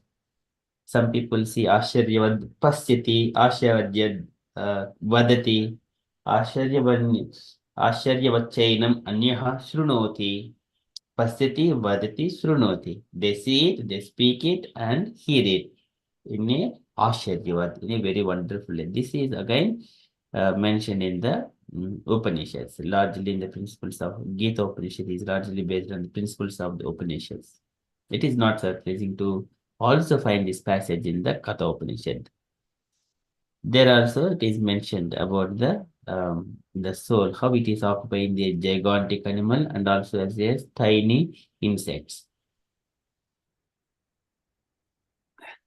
Okay, and also a gigantic banyan tree, and also in the microbic germs, millions and billions of which occupy only an inch of space, is certainly very amazing. Men with poor fund of knowledge and men who are not study cannot understand the wonders of the individual atomic spark of spirit, even though it is explained by the greatest authority of knowledge, who imparted lessons even to Brahma, the first living being in the universe. Owing to the gross material conception of things, most men in this age cannot imagine how such a small particle can become both so great and so small. Okay, one statement, it is so explaining here very nicely about the men with the poor fund of knowledge. This all about the soul. They are given a body, they want to utilize the body imam swadham for their sense gratification. Gata swadham imam deham. Imam swadham imam deham. They think that this body is only for enjoyment. Use as much as possible for their sense gratification. Fulfill all these desires. And but they do not regard the knowledge or the authority who is given from the Supreme Personality of Godhead Krishna, who has given even to Brahma. Tene Brahma Hridaya Adi Kavaye. Brahma is the Adi Kavi. Tene Brahma. Brahma is the Vedic injunctions. Tene Brahma Hridaya Adi Kavaye, in the heart of a Adi Kavi, the first living entity. So this is all about the knowledge. But there is no educational institute to teach about the spirit soul and its activities, wonderful activities. That's why people are all universities and colleges, they teach how you work, use this body and for maximum sense gratification accumulate and then die. And you construct a big building and then you get diseases, and to maintain that one, you work very hard, you struggle and become a dog to someone else. And then finally, after accumulating that, you think that you have got a family who does not cooperate for your sense gratification. Later on, you die in in a vain, uselessly die. That is how this modern education, they do not teach the values means they speak, oh, this is the society, you need to respect other people, and then they teach in a human minded whatever they think is good, but that does not give the full fledged of the human life. So because the laws are made by the human society, it is not they are all with the defectives. They were made in the illusions, they were made because they wanted to cheat or to make mistakes, imperfect senses. So because of that, those laws does not give any happiness to the society. Jai Mataji, you want to say something?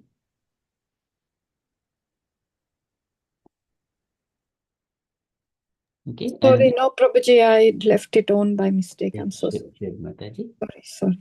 So men look at the soul proper as wonderful either by confusion or by description. This way, one has to hear. Even by looking, our eyes cannot understand directly about the spirit soul. One has to hear, because by the hearing, by the sound itself, this universe got created. By the sound itself, universe got created. So the sound is the main thing to understand the knowledge about this universe or about the soul or about the supreme personality of Godhead.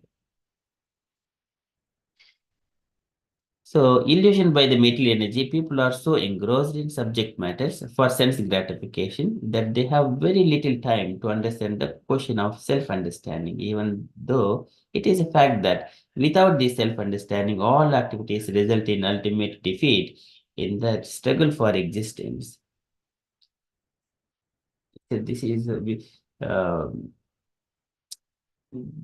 if one dies without understanding the spirit soul means, so if he is given a particular tool, a car, for example, a car.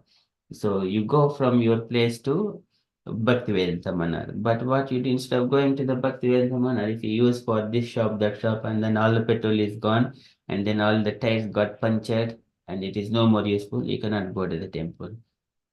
But the purpose of the car is useless. In such a, the human body is meant to go to, it is a vehicle. The body itself is a vehicle. It is a plavam. Plavam is a boat, a vehicle, to cross this material science with the help of a Guru Karnadharam. But if he is not using, he is called Sa Atmaha. Puman Puman na bhavedhim tarishyati. He is called Sa Atmaha. He is killer of his own soul. Okay, that is described. So all of he will be in defeated in the struggle for existence. Perhaps they have no idea. One must think of the soul and thus make a solution to the material miseries. Many people they do not know. They are very intelligent, but they are working very hard. But they lack this knowledge of the self. Even though they vaguely know, but they think that it is not the right time, it is not the time, and then they will keep postponing. In the old age, they don't understand at all that because the brain became very older. It does not get that ideas. Even today, if I keep one item from one place and then after few hours or one day, we may forget because as time goes, even the brain does not work properly. But what to speak of the soul? Because when the body becomes older, it does not think of the soul at all. So they have no idea that one must think of the soul. They forget.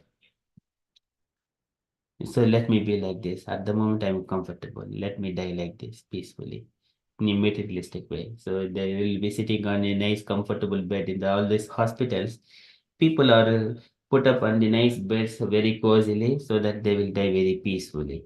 But that is a sense gratification. If I have got another life, I will also want to die like this in a very cozy bed. So in such a way they desire. But that is not it. That is all on the sense perception. One must understand the spirit soul and he is not the body. So that is required. So some people who are inclined to hear about the soul may be attending lectures in good association, but sometimes owing to ignorance, they are misguided by acceptance of the super soul and atomic soul as one without a distinction of magnitude. So they are misguided by acceptance of the super soul and the atomic soul. They think that there is only one thing existing within the body, but actually the kshetrajnam cha apimam vidhi sarva kshetreshu bharata. One is individual soul plus another super soul is both are situated in the heart of any living entity. And their respective functions. One the individual soul, it is like trying to eat the fruits, the fruitive activities, like a karma. It is entangled in the karma bandhanam. And other soul, super soul, it is tam jiva karma padvim anuvattamanaha, and it is always watching, supervising the soul, what about its activities, how it is enjoying.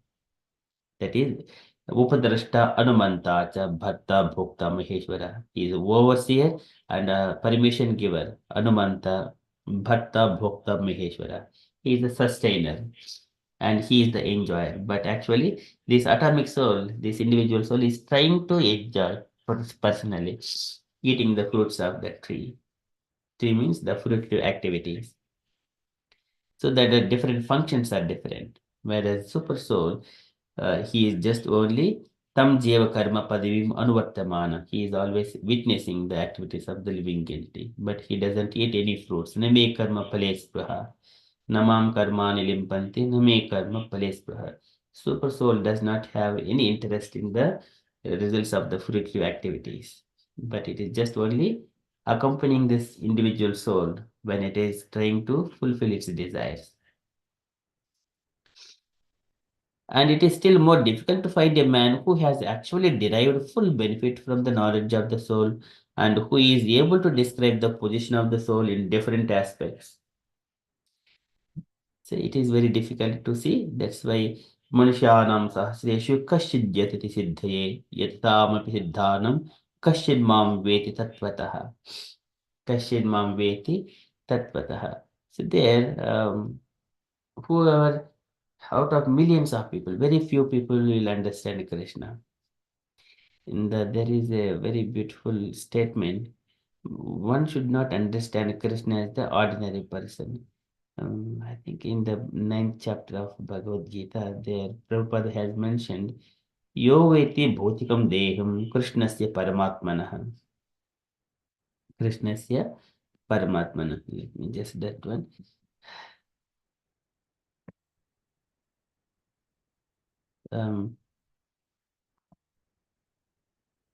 Yes, sa sarvasmad bahishkaryah srautasmadha vidanatah.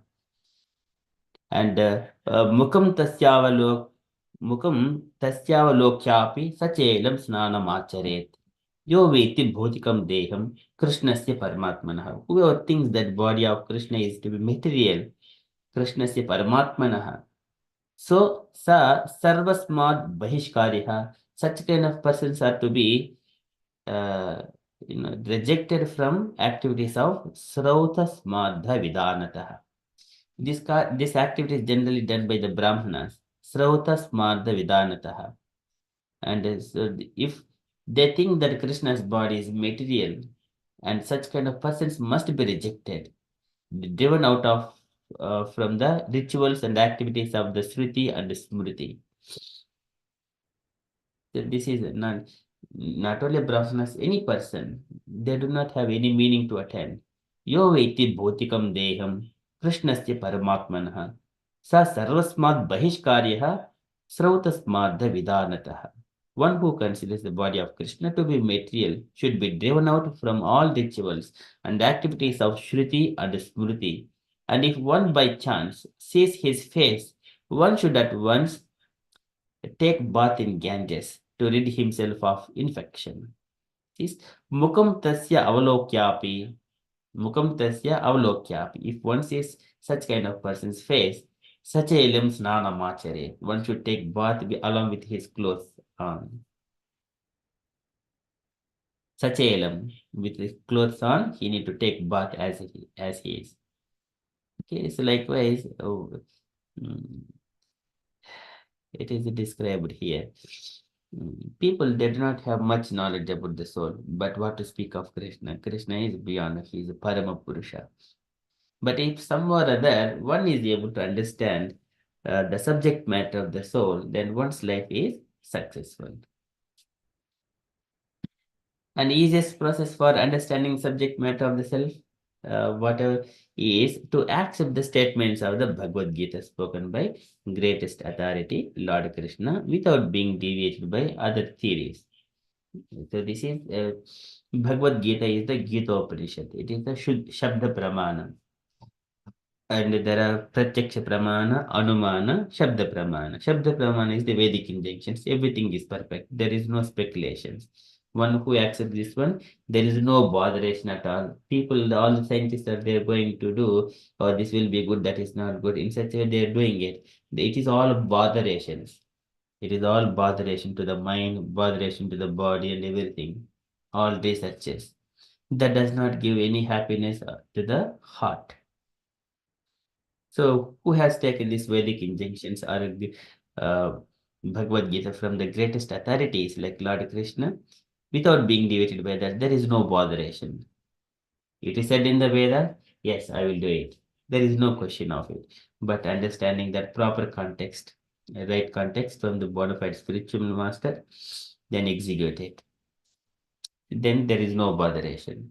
But if we do it on the material ground, everything is a botheration. Loko vikarma niritaha kushale pramattaha karmanyen twadvidite bhaudachane sve yastavadasya balavaniha jivitasham sadhyachinatya animishaya namostu tasmai. Everyone's plants on the material ground will cut to the pieces. Okay, so here one should not be get deviated by the different theories. So it is also requires a great deal of penance and sacrifice, either in this life or in the previous ones, before one is able to accept Krishna as the supreme personality of Godhead. So this is until one is purified of his sinful activities, he does not come to Krishna to understand Krishna. So yesham twantagatam papam jananam punyakarmanam tedbhandva moha nirmukta bhajante mam dృఢవ్రతాః. It is not possible unless he is freed from the sinful activities. Antagatam papam. Once all the sins are completed, and then engages jananam punyakarmanam, and one who should perform these penances, austerities, and pious things, pious activities. Then, at the finally, he will come to the lotus feet of Krishna. That is Bahunam Janmanamante. So many lifetimes it would require. So, but Krishna can, however, be known as such by the causeless mercy of the pure devotee and by no other way. This Rahu Guna Yehtad, he says that, mm, what is that shloka comes from? So there, Jadabharata says that one, Rahu Guna Yehtad, I think in the first chapter. He says that one, Ruhugane tapasa na yati na chejjaya nirvapana gruhadva na chandasa naiva jalagni suryaihi vina mahatpada rajobhishekam. He says that, my dear King Rahugana, unless one has the opportunity to smear his entire body with the dust of the lotus feet of great devotees, maybe can I request Hanuman Mataji to read this translation, please? Hare Krishna.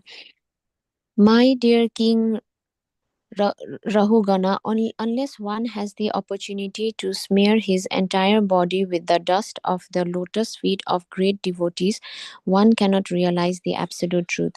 One cannot realize the absolute truth simply by observing celibacy, brahmacharya, strictly following the rules and regulations of householder life, leaving home as a vanaprastha, accepting sannyasa, or undergoing severe penances in winter by keeping oneself submerged in water or surrounding oneself in summer by fire and the scorching heat of the sun.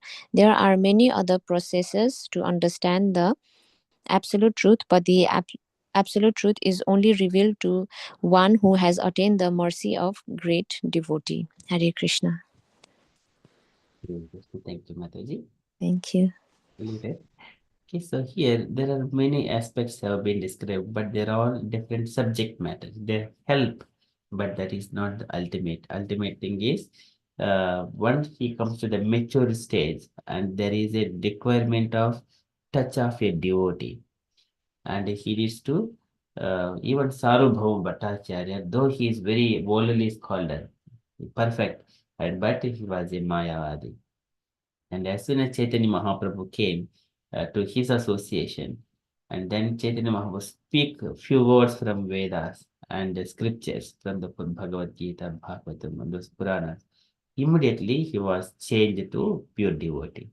So all he has gone austerities, penances, Brahmana, worldly scholar, but the touch of a devotee is needed.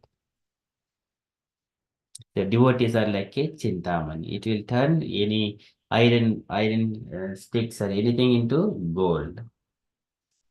So the touch of devotee is mandatory. Everything would help, but that is not the it. It is not final without touching the Vina Mahatpada Rajobhishekam. Without having a dust of the feet of those devotees and taking bath on that dust, smearing the body. His entire body with dust of lotus feet of great devotees. One cannot realize the absolute truth. Okay, that Prabhupada is mentioning here. So it is only be known as such by the causeless mercy of the pure devotee and by no other way. Okay, that is here Krishna is speaking about this spirit soul in different aspects like Ascharyavad Paschati Kaschidenam, Ascharyavad Vadati Tadaiva Chanyaha, Ascharyavad आश्चर्यवच्चैनम् अन्यः शृणोति श्रुत्वाप्येनं वेद न चैव कश्चित्. Some says the spirit soul as wonderful thing. Some will speak about the spirit soul as a wonderful thing. Some will hear about the spirit soul as a wonderful thing. And some people, even the hearing about all these things, they cannot understand at all. A different set of people. Okay, that is from Srimad Bhagavad Gita. Srimad Bhagavad Gita. Ki Jai. Can we recite, right? Yes, Mataji. Can we recite this block? You want to recite? Yes, Mataji. Okay. Yeah, just saying that everybody Yes, Mataji. You can recite, Mataji. आश्चर्यवापश्यन्ति कश्चिदेन आश्चर्यवत् वदति तेथैव चान्यात् आश्चर्यवचेन मान्यः शृणोति श्रुत्वा येनं वेद न चैव कश्चित् हरे Krishna Thank you, Mataji. Jai Mataji.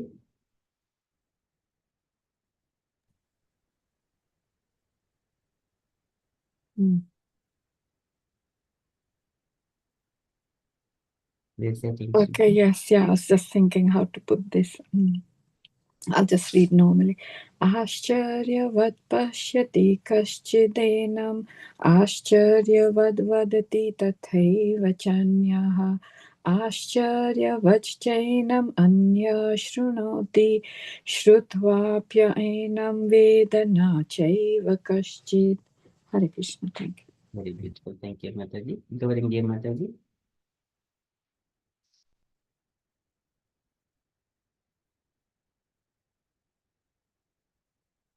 Hanma Mataji, please. Hare Krishna. आश्चर्यवाद पश्यति कश्चिदेनाम् आश्चर्यवाद वादति तथैव जन्या आश्चर्यवाच चैनम् अन्यः शृणोति श्रुत्यवापि एनं वेद न चैव कश्चित्. Hare Krishna. Sorry about my tune, Prabhuji. Very beautiful, Mataji. Thank you. Thank want to you. say it again, Mataji? Recite again? Yes. Sure, Prabhuji. Thank you. आश्चर्यवाद पश्यति कश्चिद् एनम् आश्चर्यवाद वादति तथैव चन्य आश्चर्यवाच्चैनम् अन्यः शृणोति श्रुत्वापि एनं वेद न चैव कश्चित्. Hare Krishna. Very beautiful, very nice. You got very beautiful those tunes, Mataji. Hare Krishna, Prabhuji. Actually, I couldn't remember the tune just now, so that's why I'm just trying, Prabhuji. Thank you. Very nice. Thank you, Mataji. Asha Mataji, please. I will try, Prabhu. I didn't practice this, but I will try. Acharyavat pashyadi kashit enam Acharyavat vadadi tadaiva chanyaha Acharyavat chainam anyaha shrunodi Shrutva vedana shaiva kashet. Sorry, bro. You want to do it again, Mataji? Okay. Acharyavat pashyadi kashit yenam Acharyavat vadadi tadaiva chanyaha Acharyavat jainam anyaha shrunodi Shrutva yenam vedana chaiva kashet. Sorry, bro. Next time I'll practice and do better. Very good. Very nice, Mataji. You are doing very Garinge Mataji, please. Hare Krishna Prabhuji. Acharyavat pashyati kaschidinam Acharyavadadati tathaiva chanyaha Acharyavatsainamanyaha srinati Shrutva penam vedana chaiva kaschit. Hare Krishna. Very good. Very nice. Thank you, Mataji. Jayatna Kanya Mataji. Okay. So Mataji is not available. That is from Srimad Bhagavad Gita. Okay, so we shall move to Ramayana. We go to Ramayana. And the devotees, if you have got any questions, maybe you can ask. Part2, the chapter. We are still in the 13th chapter. Mataji? Yes, we are still on 13th chapter. There is a little bit still way to go. We are almost there now, but maybe. Yes. So here, in the last session, Ravanasura has come as soon as he woke up in the morning, and he came to the place where Sita Devi is there. And then he was trying to impress Sita Devi, and then Sita Devi keeping a grass in between Ravanasura and herself. She spoke in such a way, rebuked him, but still he was shamelessly trying to persuade Sita Devi. And then Ravanasura, in a very angry mood, he says to that, if you do not agree to my proposal, you will be cut into the pieces and then prepare a breakfast in the morning things. So likewise, he has warned, and then while he was going, he was mentioning to all the Rakshasis, all the women there, saying that you somewhere other, convince Sita Devi to accept me. Okay, so likewise, he has instructed those Rakshasis, and then he has left. And Sita Devi said, I would burn you to ashes myself by the power of my asceticism and chastity, but I do not have my Lord's order, nor do I wish to waste my ascetic merits on such a wretch as yourself. So this is Sita Mata's one very beautiful statement.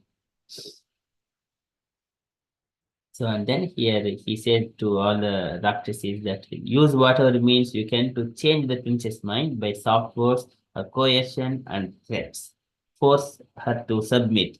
Dissuade her from thoughts of Rama and convince her to accept me.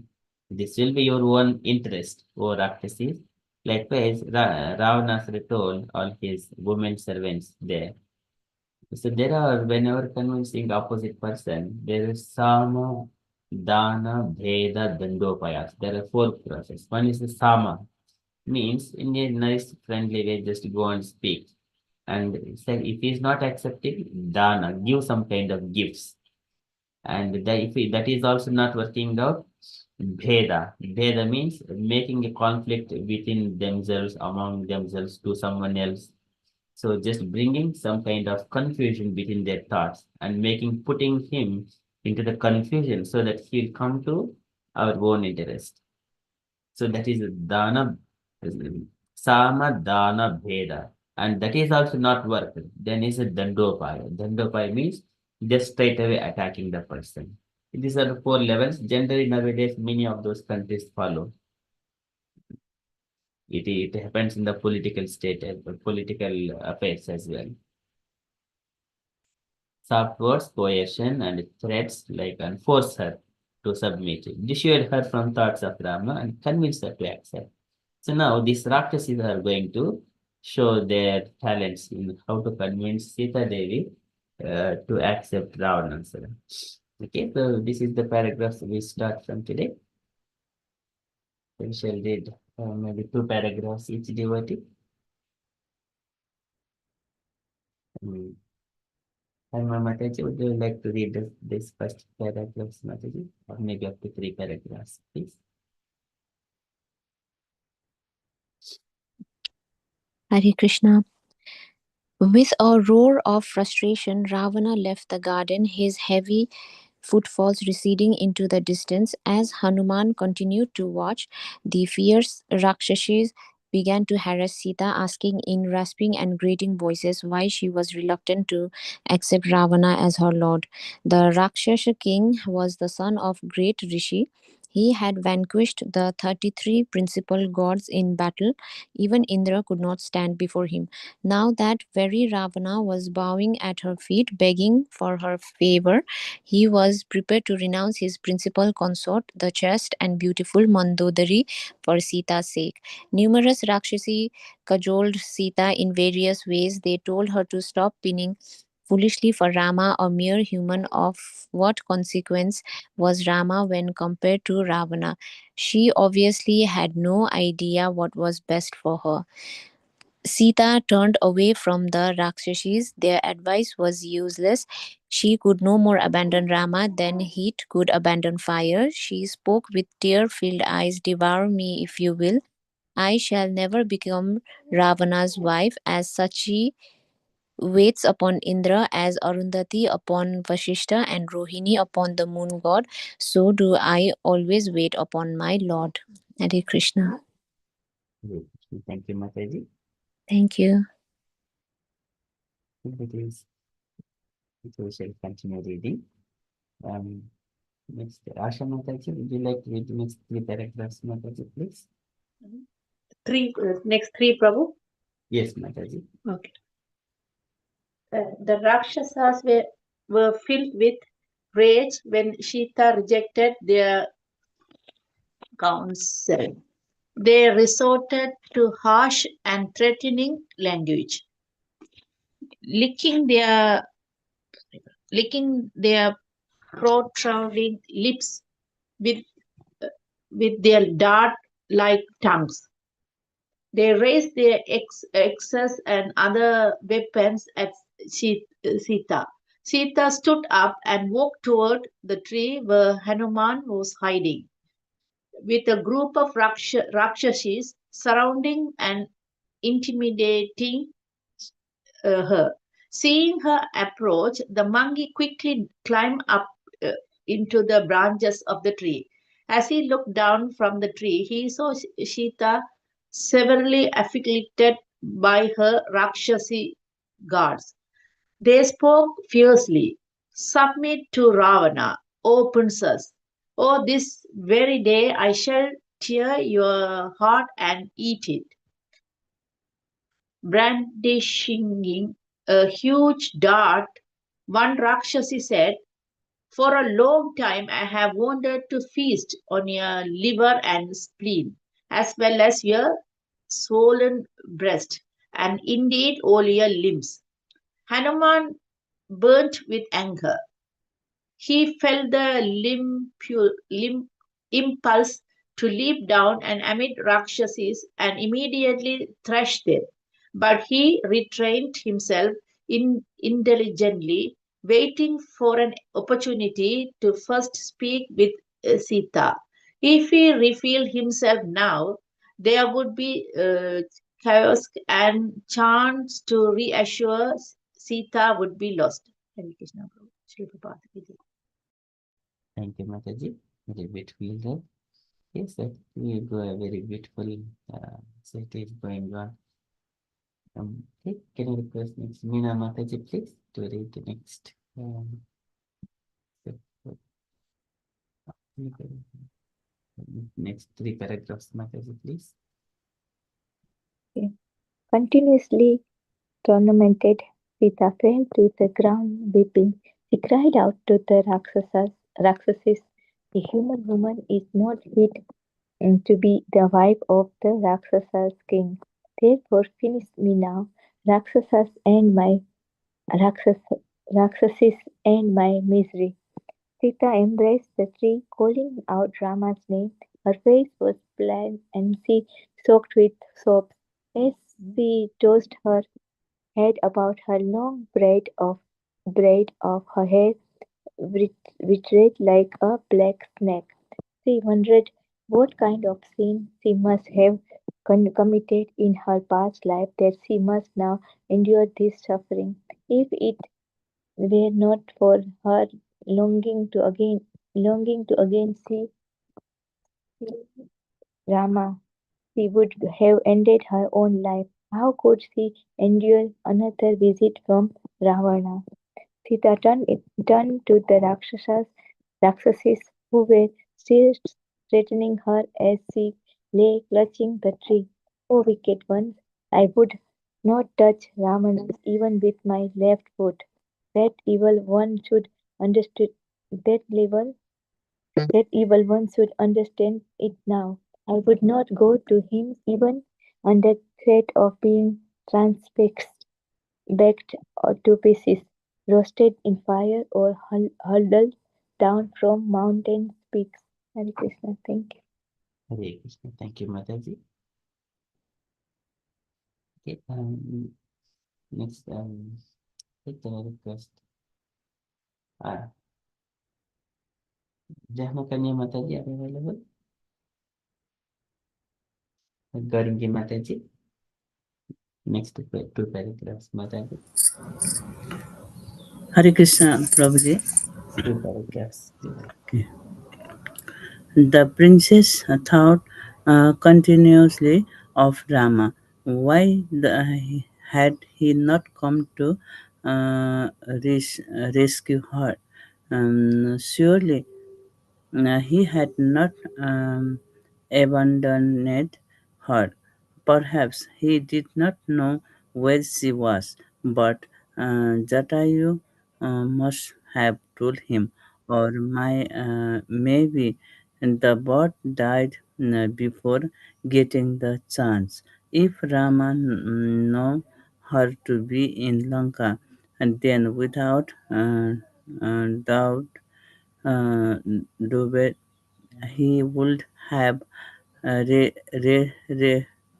reduced the city to ashes by now. The ocean would present no problem. Rama's fairy arrows would dry it up in an instant. But what if Rama had proceed from grave being unable to find her? Lakshman would also die seeing his brother gone, and maybe after losing her, Rama had preceded yoga and become uh, detached from worldly things such as a love for his wife, but that could not be possible in one like Rama. He will never become detached from his duty, protecting one's wife was always the duty of pious man. Sita lamented, thinking only of her husband. She invited the perfect mystics who had transcended the dualities of happiness and desires for them. The loss of a relative did not cause any sorrow, nor did they long for any pleasing thing. It only she could experience their peace. As she lay absorbed in the such thoughts, a Rakshasi named uh, uh, Trijata stepped forward and restrained her companions. She had just risen from sleep and told them of a dream she had experienced. experienced. Hare Krishna Prabhuji. Hare Sorry. Krishna. Thank you, Mataji. Very beautifully read. Thank you so much. Okay, can I request iMac of something? Hare Krishna, Prabhuji or Mataji. Would you like to read? This is the Ramayana Sundarakanda we are reading. If you would like to take part, would you like to read? Hare Krishna Prabhuji, you told with me Prabhuji or someone? No, some devotee Mataji. Okay. Okay, I think they dropped. Sunil Prabhuji, would you like to read Prabhuji? Hare Krishna, dear devotees. Hari Bol, all girls, Srila Prabhupada. Yes. Would you read the 3 paragraphs, Prabhuji? Or maybe 2 paragraphs. 2 paragraphs. Yeah. Yeah, 1 second. I saw a shining personality who was surely Rama, mounted upon a celestial chariot drawn by 1,000 horses and coursing through the air. He was united with Sita. The couple wore white robes and white garlands and were ablaze with splendor. I also saw Ravana, robed in black with a red garland and sitting on a chariot drawn by asses. Trijata described her dream in detail. Ravana had entered a fearful darkness, his body smeared with excrement. She saw all of Ravana's sons and ministers with their heads shaved and bodies bathed with oil. She saw Lanka being set alight by an agile monkey, and all of the Rakshasas disappearing into a pool of cow dung. The Rakshasas knew the science of interpreting dreams. It seemed from Trijata's dream that a great calamity was about to befall Ravana. Sita was heartened by Trijata. She sat up, and as she did so, she felt her left eye throbbing and her left arm palpitating. This was an this was an auspicious omen. That omen, along with Trijata's dreams, gave Sita hope. She felt that Rama must surely be near. The Rakshasas fell away from her, some of them running to report to Ravana. Hare Krishna. Thank you, Prabhuji. Very beautifully read. Okay, Jai Mataji, would you like to summarize Mataji? So for the Katha, Mataji. Prabhuji, I did message you. I'm not well prepared this time, but I will try. It was a very busy week for me, so I'm not well prepared, but I'll just summarize a little bit, whatever I can, but it won't be that. So where were we? We started from here. We started from when Ravana, obviously, he was trying to persuade Sita to marry him, and he was willing to give her all the opulences and power and make Sita his chief queen and all sorts of things he was promising her. But Sita was just not budging. She just remained very fixed. And she would not even, feel very attracted to all the proposals that Ravana was showing to her and giving her, telling her those things. So then Ravana realized that he was getting nowhere, so he got a bit angry. and he left. But before he left, he said to the Rakshasis to really work hard on her and to almost like bully her and just intimidate her more so that she gives in.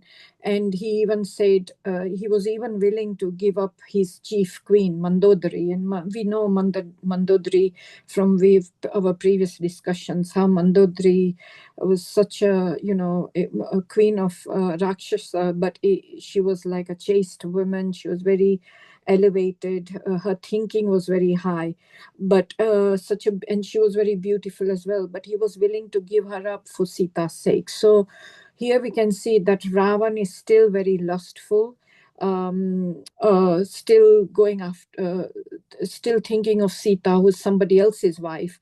And when he's got his own wife, who was very pure, very chaste. So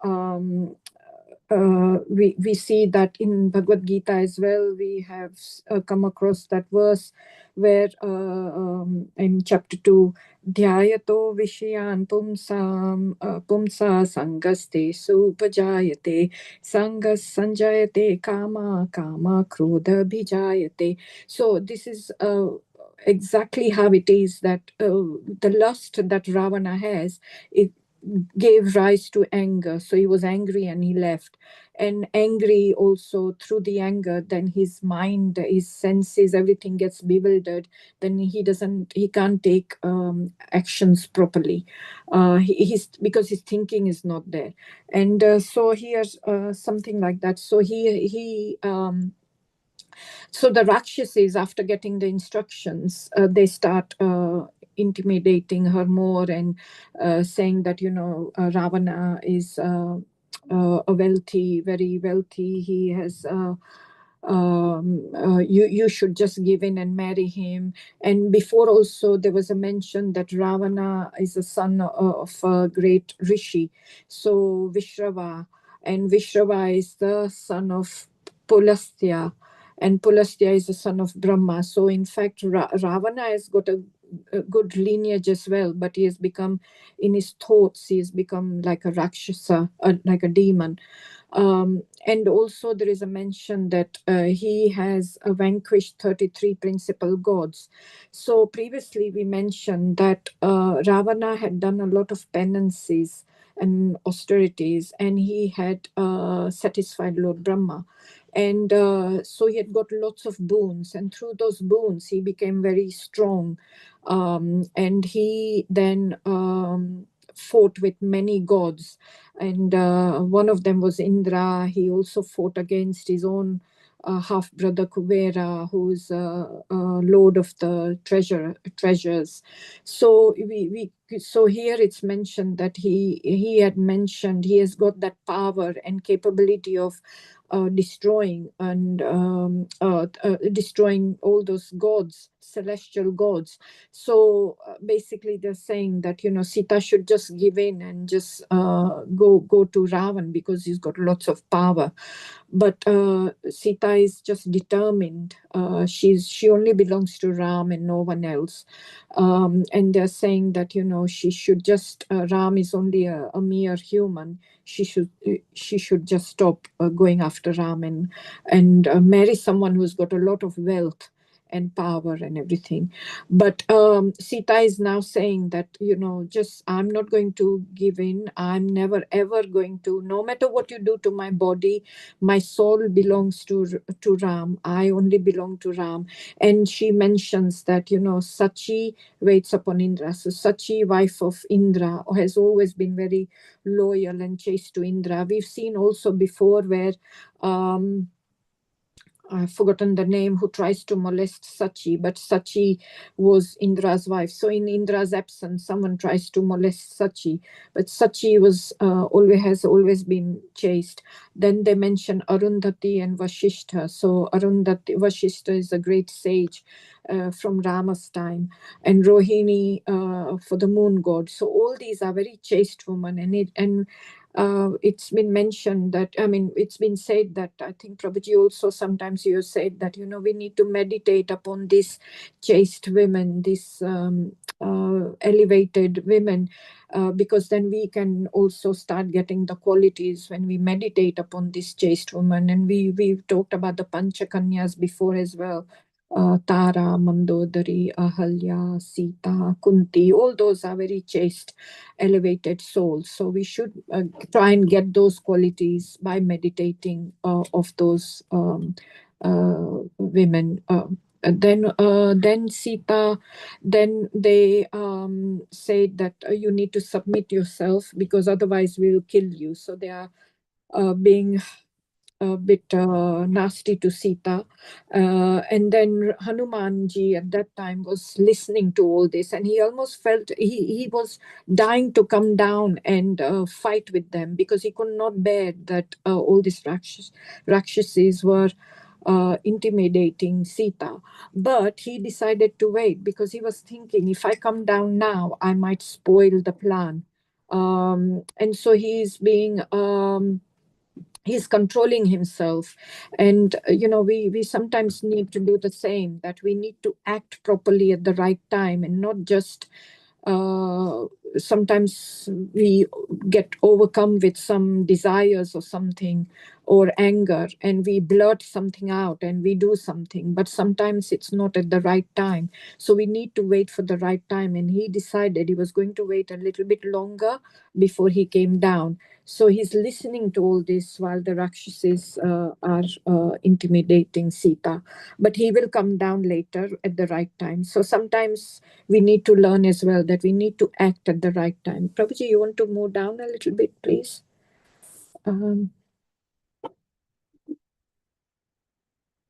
Prabhuji, you want to just move a little bit more? Thank you. And then Sita is also now wondering that I've suffered long enough. Has Ram forgotten me? And she's thinking, it's taken Ram a bit longer. Why has he not come for me? Has he not? Doesn't he know where I am? Surely Jatayu must have told him where I am, because she didn't know that Jatayu had been killed. But she's thinking about Ram, that why Ram hasn't come. But Ram already knows, and that's why he sent Hanuman. So one verse which came to my mind is Sadhavo Hridayam Mahyam Sadhunam Hridayam Tvamaham Madanyatena Janantina Ham Tebhyo Managapi. So meaning that the devotees are always in my heart, and I'm always in the devotees' heart. So Sita is always meditating upon Ram, and Ram is always, no matter how far he is, he's also meditating on Sita. So he's already thought of all this, and he's already sent Hanuman, and Hanuman is now going to find. So now, before Hanuman comes down, we see entrance of Trijata. So she's a Rakshasi as well. And this Rakshasi, though, is slightly different compared to the other Rakshasis. She's a bit compassionate compared to the others. The others were very wicked ones. And this one is slightly, she knows overall what Sita is all about. And she's saying to them that, don't trouble her. Trijata. Yes, so don't trouble, don't trouble her, because she can see that Sita is she's a goddess, and she can feel what is emanating from Sita, what sort of things are emanating just by her sitting there crying in her old torn clothes. But she can see that sometimes the aura that someone gives, it's very transcendental. So Trijata can see, can feel all that, and she's saying to her companions that, don't be nasty to her, leave her alone. In fact, that she's seen a dream, and in the dream she's through the dream she's bringing hope to Sita. So in the dream she can see that Ravana is all in darkness, so we can see the good and evil. So Ram is on a horse, and everything is bright. He's wearing white robes and everything. Lakshmana is also assisting him, but Ravana is all in black, and his chariot is drawn by asses, whereas Ram's chariot is drawn by is celestial and drawn by thousands of horses. So she can see all these auspicious things in a dream. And through that dream, though, now she is giving hope to Sita ji. And I think I'll end there because Sita ji is now thinking, now she can remain a bit hopeful because she's almost ready to give her life because she can't bear it any longer. And she's now got that hope that no, I need to wait a bit more because she now knows that Ravana is not going to last any longer.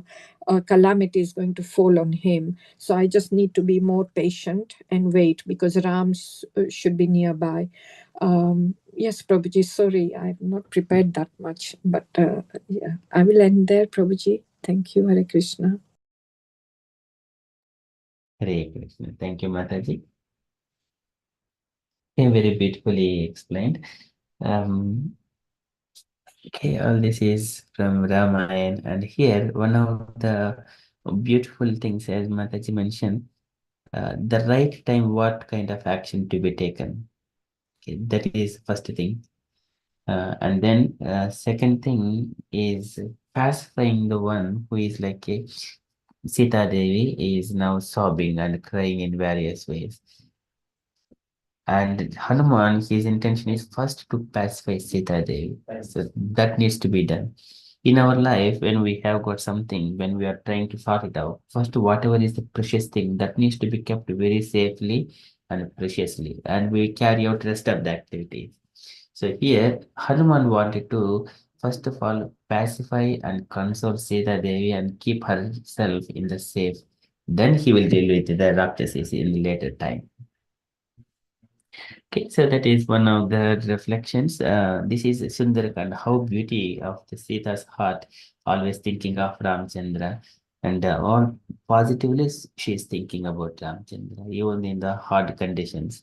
Many of there are obstacles like doctors are putting, but still she is not deviated from Ramchandra's lotus feet. Okay, that is the beauty, and Hanuman is very carefully observing to plan for further. Very nicely explained, Mataji. And when a Trijata is like sometimes she is like a companion and sympathetic to Sita Devi. Sometimes in later Puranas, it is she is connected to Vibhishana as well. Vibhishana's wife Sarama, and possibly she might be the child of Vibhishana, something like that. Okay, so somewhere the linked in later Puranas, but not directly in the Valmiki Purana. And she is favorable to Sita Devi. Okay, and then in such a she also acquired little bit of pious things by helping Sita Devi. Okay, very beautifully explained, Mataji. Now we shall open the floor for the devotees to ask questions and add anything further. Hare Krishna, dear devotees. Any questions, please raise or ask or reflect.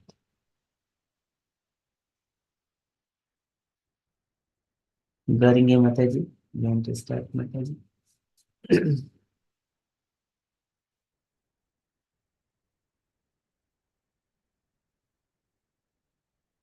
Kanma Mataji. Hare Krishna, Prabhuji. Hare Krishna, all the devotees. No question, Prabhuji, but I joined after so long and it felt so nice. It was so blissful to join the association again. And my apologies, I've not been able to join as much as I'd like to also. And it feels every time it's so blissful to read and listen to Ramayana. And also thank you to all devotees and Prabhuji for keeping me and my baby in your prayers during our hard time. Thank you for all the blessings. Hare Krishna. Thank you. Nice to see you, Mataji. He's very happy to hear you in the Sangha and singing here and reading, participating in recitations. Thank you, Prabhuji. So happy to have found the Sangha, Prabhuji. Hare Krishna. Hare Krishna. How is your baby, Mataji? Baby is doing well now. We are back home. We are at home, so we got discharged, and he's doing well. Thank you, Mataji. Oh, that's nice to hear. Thank you. Hare Krishna. Okay. Any other reflections? Asha Mataji, you want to add anything, Mataji? No problem. Thank you. Okay, thank you, Mataji. Um, Meena Mataji, please. Oh, Hare Krishna. Mataji explained so nicely, so with the sloka and like Jai Mataji. It's so good. So very nicely she explained. But I just want to know like why there is a Vibhishan not came yet, or did he came, or maybe I missed out the class or something. It's a Trijata is a demon. He is one of the demons where Rakshasis are surrounding Sita Devi. Mm-hmm. When everyone are trying to harass Sita Devi, but Trijata, she made with them far away from Sita and then telling her dream about how Ravanasura and Ravanasura's children and ministers, they're all going in a dream, which is like they're going towards death. Lanka is burning to the ashes. Okay, so that is what her dream. By that one, all other demons they were afraid. So she was favorable and sympathetic to Sita Devi. Even among the Lanka also, Sita Devi has got uh, someone who is Anukulyana, favorable to Sita Devi. So that is Vijeta. Oh, yeah, that's yeah, it's good that it's in this difficult time. If somebody, just some one person, can they give so much grief to the other one. But my question was like about the Vibhishan. Did he came like in this picture or like? Vibhishan, here Trijata is like associating with Vibhishana, so maybe as a daughter. So Vibhishana's Daughter of. wife is a Sarama, and possibly it is not said in the Valmiki Ramayana. In the later versions, different versions, Trijata is like a daughter of Vibhishana and Sarama. So now she is here because the daughter of Vibhishana has a little bit of pious, so she is favorable to Sita Devi like that. Oh, so she's a daughter of okay, Trijata. It is said in the later versions, not in the Valmiki Ramayana. Okay, okay. But like before, like Hanuman see the Sita and like everything, Vibhishan not come in the pictures like in game. Not yet, Mataji. So before that, he was giving a good counsel to Ravanasura. Yeah, because I thought if first he met Hanumanji has met Vibhishan and That is not yet take place. okay, because in Tulsi Ramayana maybe there was something like that. Okay, Okay, we will see that one later chapters. okay, alright, okay, okay, thank you. Thank you, Mataji. But Vijata is a daughter of that I didn't know. Okay, Vibhishan. It is not directly mentioned in the Valmiki Ramayana, but in the later versions. Thank you. Thank you, Mataji. But yeah, like Mataji explains so nicely everything. Yes, Mataji very beautifully explaining the setting sloka, supporting her explanations. Yeah, very nice. Very nice. Thank you, Mataji. Thank you. Sunil Prabhuji, Hare Krishna. any questions or any reflections, Prabhuji, from Ramayana? No, sorry, I'm not so familiar with the Ramayana, but I have heard only a few things about Ram, Sita, Lakshman, Hanuman, and Ravana. And Mataji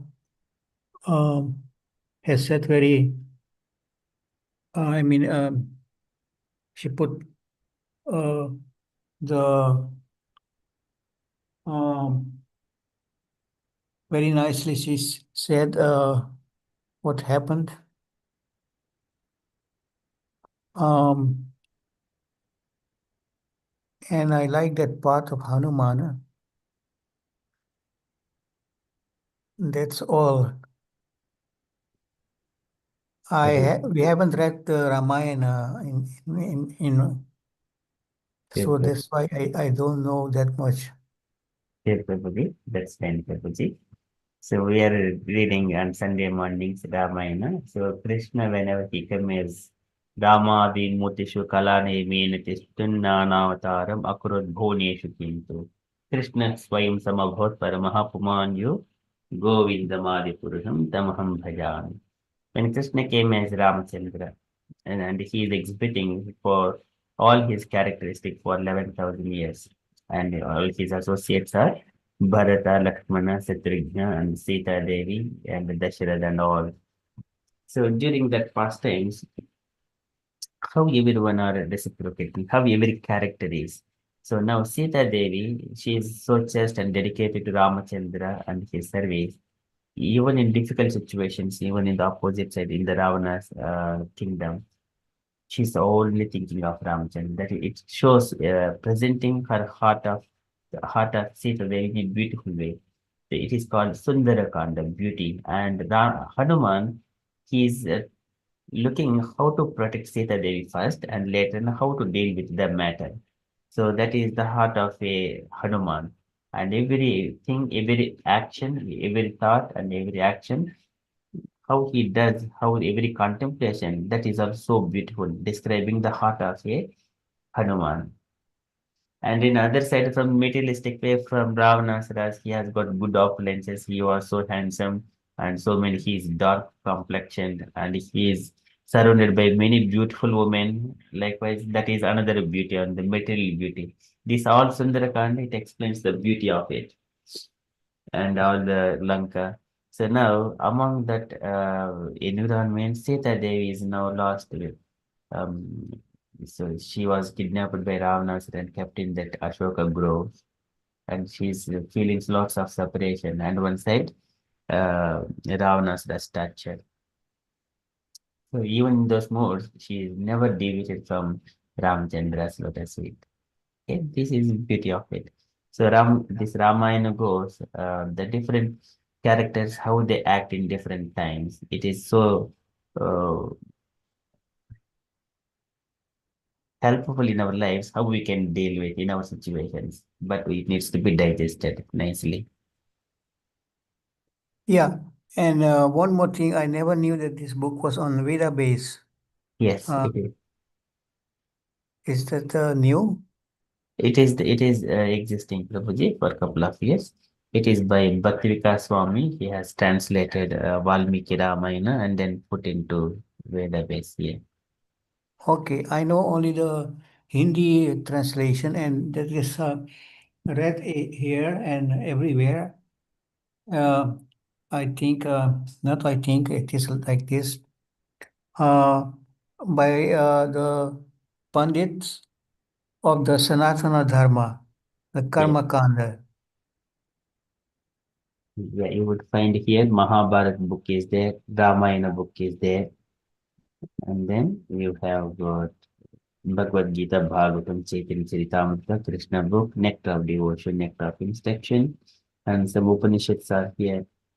Brahma Samhita is here. We all refer only in the Veda base. It is full with all the knowledge. Could you show me the cover of the Ramayana, please? Ramayana is the bottom of it. Oh, yeah. I just found the Hindi version of. Uh, I can put the link in the chat. Yeah, sure. One sec. One second. Copy. Where is the chat? Here's the chat. Paste and then go. This is the Hindi version of the Veda base. I never knew that there was a Hindi version also. Yeah. Okay. Oh, Hindi version. Oh, right. Thank you. Hare Krishna. Thank you, Prabhuji, for sharing Hindi version of it. It also got all There are some books are there. Okay, thank you so much, Prabhuji. Okay, any other text? Jai Kanya Mataji. Hare Krishna Prabhu. Sorry, I had connection problem. Yes, I loved what I heard the end of it.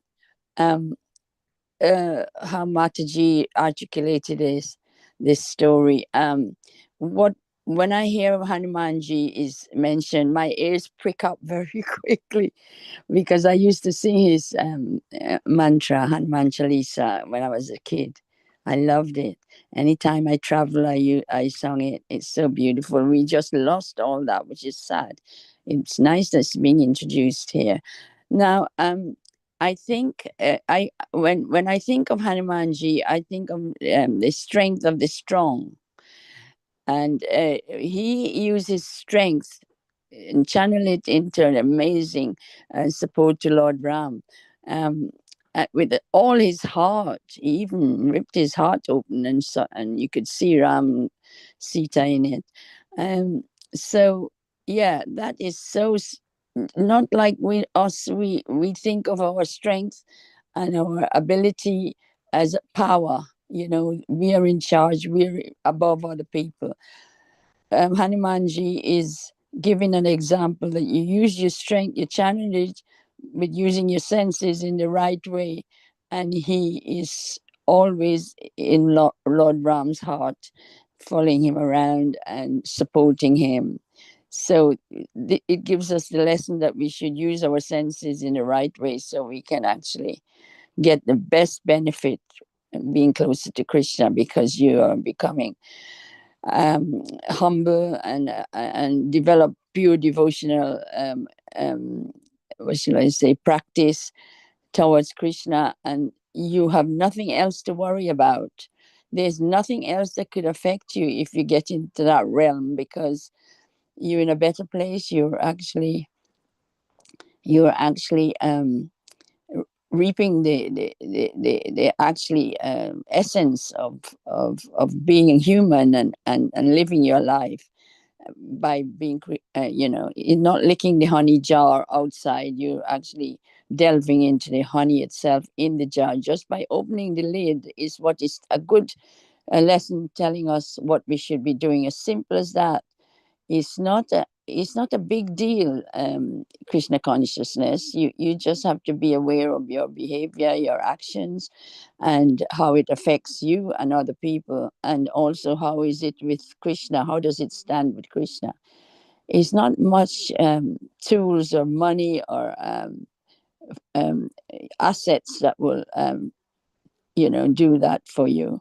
So you have to be conscious of your action or your thoughts and channel it in the right way, so we can be at peace and enjoy the blissful life Krishna allows us. Hare Krishna. I love the Ramayana, by the way, but I would love to join every Sunday. It's the only place we get that opportunity. It's beautiful. It just sets us up with joyful,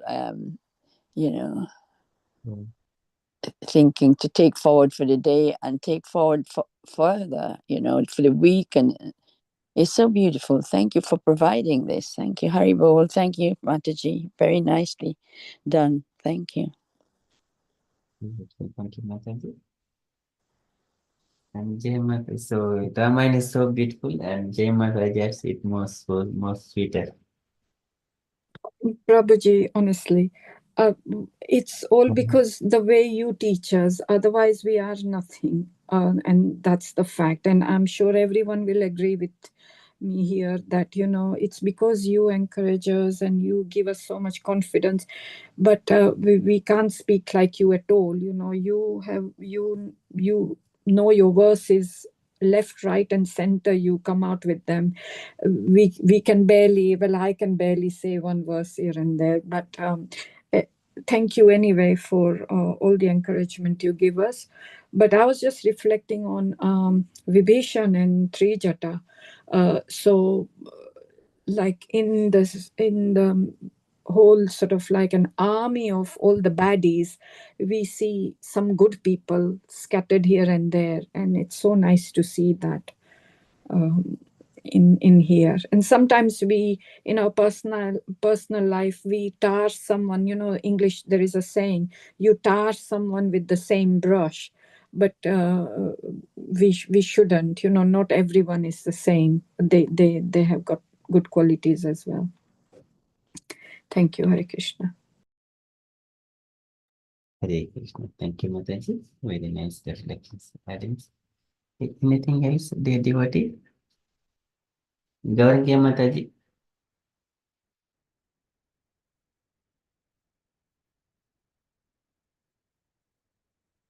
Okay, so that is from Gayman. Okay, if devotees, if there are no further questions, reflections, then we shall conclude and continue with further japa.